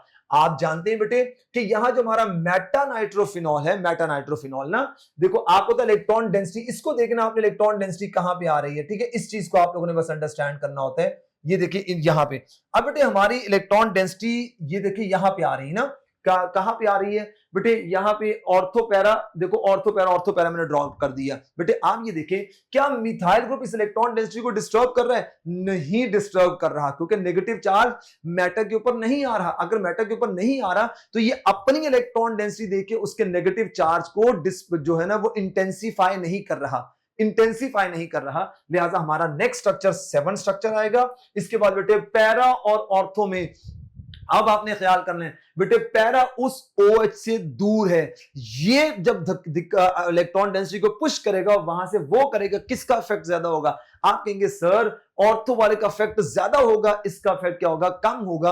लिहाजा इसके बाद हमारा आ जाएगा पैरा और एंड पे हमारा आ जाएगा ये 9 वाला स्ट्रक्चर आ जाएगा। बेटे ये एक एसिडिक स्ट्रेंथ का ऑर्डर।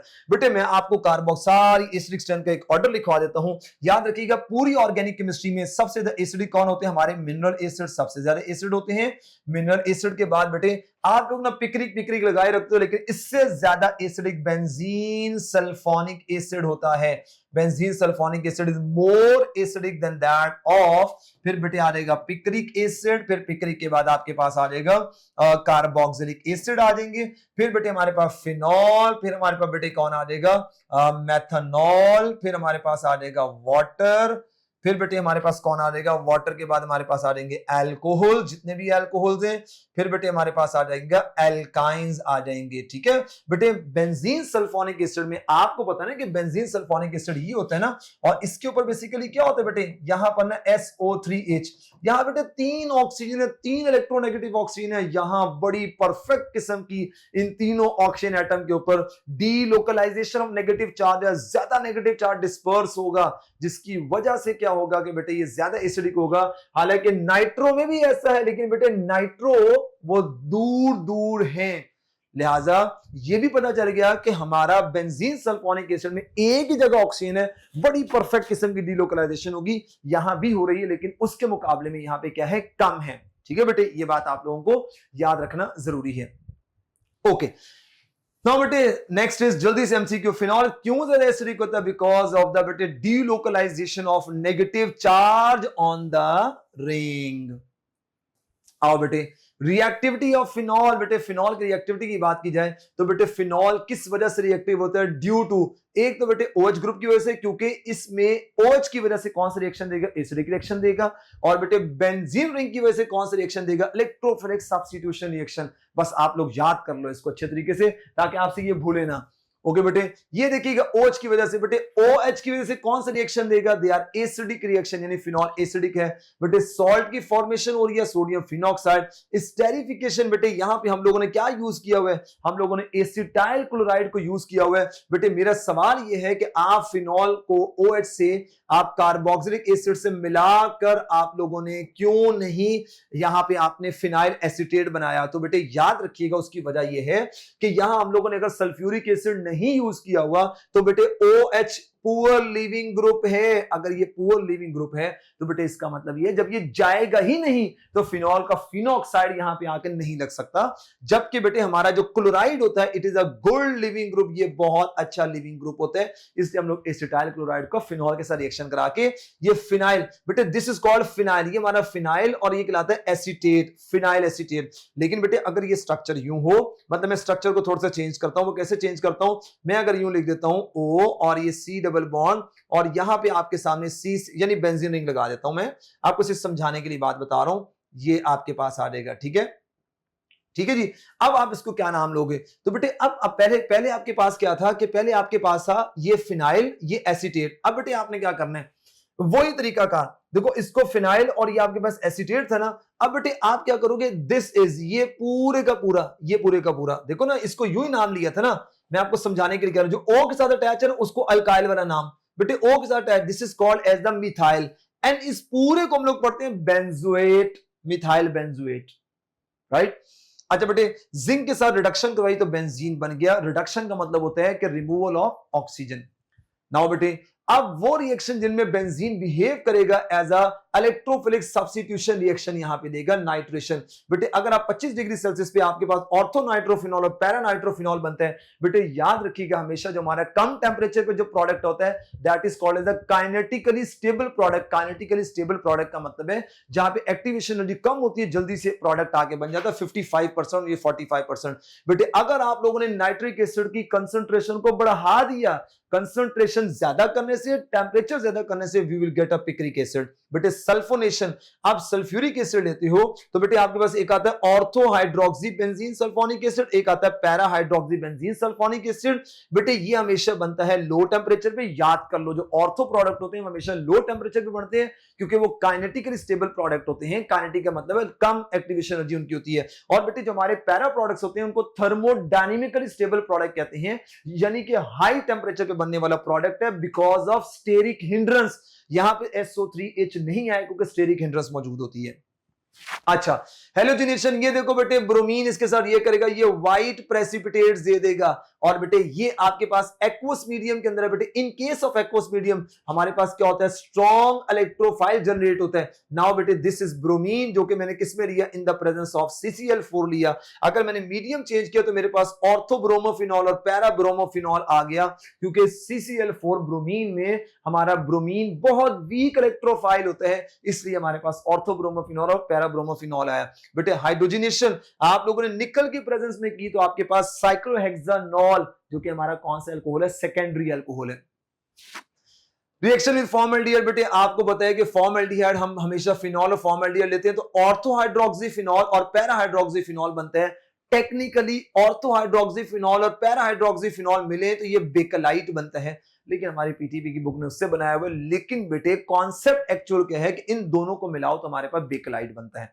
बेकलाइट एक थर्मोसेटिंग पॉलीमर है, क्रॉस लिंक पॉलीमर होता है, इसलिए बेटे इसको हीट करने पे ये हार्ड होता है। बेटे ये कुछ ऑक्सीडेशन ऑफ फिनॉल आपसे डिस्कस की गई है कि बेटे these are called as the oxidizing agents, ठीक है, ये सारे के सारे ऑक्सीडाइजिंग एजेंट है। लेकिन हम phenol more easily oxidize than simple alcohol के हम ऑक्सीडेशन, हम लोग ना सिंपल जो है ना वो ऑक्सीजन की प्रेजेंस में इसको क्या कर लेते हैं, एयर ऑक्सीडेशन से हमारे पास बेंजोक्विनोन बन जाते हैं। ये हमारे पास बेटे कीनोन, ये हमारे पास कीटोन है, ठीक है, जो कि हमारा पिंक इन कलर होता है। बाकी ऑक्सीडाइजिंग एजेंट है, लेकिन हमें बाकी ऑक्सीडाइजिंग एजेंट को प्रेफर नहीं करते, हमें एटमॉस्फेरिक ऑक्सीजन में ऑक्सीडाइज हो जाता है, क्योंकि बाकी बड़े स्ट्रॉन्ग ऑक्सीडाइजिंग एजेंट है, वो हो सकता है इस कीटोन को मजीद ऑक्सीडाइज करके कार्बोक्सिलिक एसिड में कन्वर्ट कर दें। नाउ बेटे ये प्रिपरेशन ऑफ फिनॉल हमारा एंड वाला पार्ट है। बेटे प्रिपरेशन ऑफ फिनॉल के अंदर क्या है कि आप डॉज मेथड से प्रिपेयर करते हो। बेटे डॉज मेथड में क्या होता है कि आपके पास ये बेंजीन रिंग होते हैं, और बेटे आप इसको ट्रीट करते हो किसके साथ, हम लोग ट्रीट करते हैं इसको 150 जो है ना वो ATM प्रेशर होता है, 360 डिग्री सेल्सियस टेम्परेचर होते हैं, या हमने सोडियम हाइड्रोक्साइड लिया होता है। पहले हमारे पास क्या बनता है बेटे, फिनोऑक्साइड बनता है, और बेटे इस फिनोऑक्साइड को फिर हम लोग किससे ट्रीट करते हैं, इस सेकंड स्टेप के अंदर, तो मेरे पास क्या बन जाता है, फिनॉल बन जाता है। बेटे sodium salt of benzene sulphonic acid है, तो आपके पास क्या होता है कि आपने SO3Na लिया होता है, और बेटे आप इसको सोडियम हाइड्रोक्साइड के साथ ट्रीट करते हो, you will get a phenol, ठीक है। यहां पे Na2SO3 ये आपके पास बाय प्रोडक्ट आ जाते हैं, तो बेटे आपके पास फिनॉल बन जाता है। फ्रॉम एनिलीन, बेटे एनिलीन आप लेते हो, और एनिलीन में आपके पास क्या होता है कि हम लोगों ने नाइट्रस एसिड लिया होता है। बेटे ये नाइट्रस एसिड बनता है सोडियम नाइट्राइट, और HCl आप लेते हो, इससे आपके पास ये बनते हैं। और बेटे यहां पर हमारे पास क्या बन जाते हैं, एक diazonium chloride, benzene diazonium chloride बनते हैं। हम इसकी बेटे क्या करते हैं, हाइड्रोलिसिस करते हैं, और इसकी हाइड्रोलिसिस से we will get a phenol, ठीक है। बस आपको बेटे याद रखना, एग्जामिनर आपको मैकेनिज्म नहीं पूछेगा, मैंने अपने डिटेल लेक्चर के अंदर ये सबके मैकेनिज्म करवाए हुए आपको। बेटे क्यूमीन क्या होता है, आइसोप्रोपाइल बेंजीन को we are called it cumene, क्योंकि आपको पता है ये आपके पास होता है क्यूमीन। और बेटे यहां पे क्या होता है, इसकी ऑक्सीडेशन करती हो 60 to 80 डिग्री सेल्सियस की प्रेजेंस में। तो बेटे 60 से 80 डिग्री सेल्सियस की प्रेजेंस के अंदर क्या होगा कि ये मेरे पास ना जो बाहर वाला मैंने बॉन्ड लगाया हुआ है, ये बेसिकली बेटे हमारा ऐसे ऑक्सीडाइज हो जाता है, और ये हमारा CH3 और ये CH3। बेटे अगले स्टेप के अंदर क्या होता है कि यहां पर ये सारे का सारा कीटोन आउट हो जाता है यहां से, और मेरे पास क्या बच जाता है, फिनॉल। तो एसीटोन इसका बाय प्रोडक्ट होता है। बेंजीन सल्फोनिक एसिड से क्या होता है कि बेटे आपके पास ये बेंजीन सल्फोनिक एसिड होता है, और बेटे हम इसको पहले ट्रीट करते हैं सोडियम हाइड्रोक्साइड के साथ। तो जब आप ट्रीट करते हो तो आपके पास benzene sodium salt of benzene sulphonic acid आता है। बेटे sodium salt of benzene sulphonic acid जब आपके पास आता है, आप इसकी क्या करते हैं बेटे, आप इसको सोडियम हाइड्रोक्साइड से ट्रीट करते हो, तो आपके पास क्या बनता है बेटे, वही कि आपके पास यहां बनेगा सोडियम हाइड्रोक्साइड से ट्रीट करोगे फिनोक्साइड। चलो यहां भी फिनोक्साइड पहले बना लो ना आप लोग, ये आ जाएगा पहले फिनोक्साइड, फिर बेटे हम इस फिनोक्साइड को किससे ट्रीट करेंगे, HCl से, तो हमारे पास फिनॉल बन जाएगा। तो यहां पर बेटे हमारे पास क्या बनेगा, पहले फिनोक्साइड बनेगा, फिर हम इसको ट्रीट करेंगे HCl के साथ, और ये मेरे पास फिनॉल आ जाएगा। Benzene hydrolysis of benzene diazonium chloride, बेटे वही वाला रिएक्शन एनिलीन वाला कि आपके पास N पॉजिटिव और आपके पास ये क्लोराइड नेगेटिव होता है। और बेटे ये क्या करते हैं, इनकी अगर आप लोग हाइड्रोलिसिस कर लो एट लो टेम्परेचर, बेटे लो टेम्परेचर के ऊपर हम लोग इसकी हाइड्रोलिसिस करते हैं, तो मेरे पास क्या आता है, फिनॉल आ जाता है। नाउ बेटे these all are the preparations जो कि आपको याद रखनी है। हमने मैकेनिज्म क्यों नहीं डिस्कस किया, क्योंकि हम वन शॉट पढ़ रहे हैं, हमने डिटेल लेक्चर्स के अंदर इनके मैकेनिज्म देखे हुए हैं। नाउ बेटे difference between alcohol and phenol, हमारा फाइनल टॉपिक, लास्ट टॉपिक है बेटे, ये हमारा क्या है कि OH अटैच अगर हो अल्काइल कार्बन के साथ, बेटे हम लोगों ने पढ़ा था कि अल्कोहल के केस में हमारा OH किससे अटैच हो सकता है, sp3 हाइब्रिडाइज्ड कार्बन से अटैच हो, या एक केस हमने sp2 को पढ़ा दैट इज विनाइल अल्कोहल, इसके अलावा नहीं, राइट। और बेटे यहां पे हमारा किससे डायरेक्टली अटैच होगा, अराइल कार्बन यानी बेंजीन रिंग से अटैच होगा। बेटे ये हाइड्रोक्सी डेरिवेटिव होते हैं अल्केन के, ये लेस एसिडिक होते हैं, लो अल्कोहल हाईली सॉल्युबल होते हैं ड्यू टू हाइड्रोजन बॉन्डिंग, ये इंटरमॉलिक्यूलर हाइड्रोजन बॉन्डिंग करते हैं, इनका बॉइलिंग पॉइंट कम होता है, फिनॉल से हम पढ़ चुके हैं सारी बातें पीछे। लो अल्कोहल कलरलेस लिक्विड्स होते हैं, इनकी स्वीट स्मेल होती है, कैरेक्टरिस्टिक स्वीट स्मेल होती है, और इनकी बेटे फिनोलिक मेडिसिनल ऑर्डर होती है बिकॉज ऑफ द रिंग की डिफरेंस की वजह से, और हमारे जो नर्व्स होते हैं, रिसेप्टर्स होते हैं, वो उसको जज करते हैं। बेटे ये ब्रोमीन के साथ कोई रिएक्शन नहीं करता हमारा जो अल्कोहल है, लेकिन बेटे हमारा फिनॉल क्या करता है, व्हाइट प्रेसिपिटेट्स देगा। ये बेटे FeCl3 के साथ भी कोई रिएक्शन नहीं करेगा, लेकिन ये क्या करता है, forms coloured complex with FeCl3, ये FeCl3 के साथ क्या करेगा, कलर्ड कॉम्प्लेक्स जो है वो बनाएगा, ठीक है। जबकि बेटे ये सोडियम हाइड्रोक्साइड के साथ रिएक्शन नहीं करता, और ये क्या करते हैं, ये हमारा सोडियम हाइड्रोक्साइड के साथ रिएक्शन करके क्या बनाएगा बेटे, फिनॉल जो है वो सॉल्ट बनाएगा। और बेटे आप जानते हैं, मैं यूं भी कह सकता हूं कि हमारा अल्कोहल कार्बोक्सिलिक एसिड के साथ रिएक्ट करता है, लेकिन मेरा फिनॉल कार्बोक्सिलिक एसिड के साथ रिएक्ट नहीं करता। वो आप जानते हैं क्यों, क्योंकि वहां पे हमने सल्फ्यूरिक एसिड नहीं यूज किया होता, हमारा जो OH लगा होता है COOH का OH, वो पूर लिविंग ग्रुप होता है। हम लोग इसीलिए एसिटाइल क्लोराइड यूज करते हैं, वहां पे क्लोराइड एक अच्छा लिविंग ग्रुप होता है। ये वाली बातें आप लोगों ने बेटे ऑलरेडी पढ़ी हुई है, आप लोगों को, सब लोगों को इस बात का आइडिया है। अच्छा, इसके बाद बेटे ये सारी की सारी बातें हो गई। अब ये सारे बेटे डिफरेंस हम ऑलरेडी पीछे डिस्कस कर चुके हैं। बेटे ये MCQ which of the following differentiate alcohol from phenol, बेटे इसका राइट आंसर तो लुकस टेस्ट है। बेटे आप देखो यहाँ पे अल्कोहल नहीं बताया हुआ आपको, यहाँ अल्कोहल एलिफेटिक हो सकता है, वो एलिफेटिक सैचुरेटेड या एलिफेटिक अनसैचुरेटेड हो सकता है, वो हमारा एरोमेटिक अल्कोहल हो सकता है। बेटे चाहे हमारे एलिफेटिक चाहे हमारे एरोमेटिक हो, वो सारे के सारे हमारे लुकस टेस्ट देते हैं, राइट। जबकि बेटे हम लोग फिनॉल हमारा लुकस टेस्ट नहीं देगा। हेलोजिनेशन, बेटे हेलोजिनेशन दोनों देंगे भाई। हमारा अगर हमारे पास अनसैचुरेटेड अल्कोहल है, सपोज करो ये हमारा अनसैचुरेटेड अल्कोहल है, तो बेटे क्या ये यहां पर ब्रोमीन से रिएक्शन नहीं देगा? आप कहेंगे सर ये बिल्कुल ब्रोमीन से रिएक्शन दे सकते हैं, ब्रोमीन से रिएक्शन देगा तो यहाँ पे तो ये दो वो लग जाएंगे ना। आप ये देखें ये OH है, एक ब्रोमो यहाँ पे एक ब्रोमो यहाँ पे लग जाएगा, ये तो हमारा फिनॉल भी रिएक्ट करता है ब्रोमीन के साथ, राइट। फिर हमारी नाइट्रेशन की बात की जाए तो बेटे हमारे अल्कोहल भी नाइट्रेशन देते हैं, हमारे फिनॉल भी क्या कर सकते हैं, वो नाइट्रेशन देते हैं। आप लोग चेक कर सकते हैं इसको। जबकि बेटे आयोडोफॉर्म टेस्ट की बात की जाए तो हमारे फिनॉल नहीं देते, ओनली हमारे अल्कोहल देते हैं। तो बेटे जब आप ये सोचेंगे ना कि अल्कोहल उसने स्पेसिफाई नहीं किया, उसने अगर अल्कोहल स्पेसिफाई किया होता तो फिर हम किसी और लिहाज से चीजों को सोचते। अगर वो एलिफेटिक सैचुरेटेड अल्कोहल कहता, मैं हेलोजिनेशन राइट आंसर लगाता। अब उसने यहां स्पेसिफाई नहीं किया, वो एलिफेटिक सैचुरेटेड, वो अनसैचुरेटेड, वो एरोमेटिक हो सकता है। तीनों तरह के अल्कोहल लुकस टेस्ट देते हैं, फिनॉल नहीं देता। नाउ बेटे ये जल्दी से एक समरी प्रेपरेशन, और ये आपके सारे के सारे रिएक्शन देखो मैंने कैटेगराइज कर दिया, OH की वजह से भी, बेंजीन रिंग की वजह से भी कैरेक्टराइज कर दी है, और आप सारे रिएक्शंस को और सारी की सारी समरी देख सकते हैं। एसिडिक स्ट्रेंथ भी देखो मैंने कितनी जबरदस्त करके लगा दी है ताकि आप लोगों को प्रॉब्लम ना हो। बेटे यहाँ पे एक छोटा सा एसिडिक स्ट्रेंथ का ऑर्डर आपने यहां से नहीं करना, जो मैंने आपको बताया वो करना है। यहां ने इन्होंने उल्टा कर दिया, बेंजीन सल्फोनिक एसिड पहले आना था, फिर पिक्रिक एसिड, फिर सल्फ्यूरिक एसिड, बाकी फिर RCOOH, फिर सारा ऑर्डर ठीक है। तो आपने यहां से नहीं करना, जो मैंने आपको बताया वो करना है। नो बेटे ये सारी की सारी बातें हम पीछे देख चुके हैं, आप इसका स्केच का शॉट ले सकते हैं। एंड बच्चों this is all about this topic. Allah Hafiz.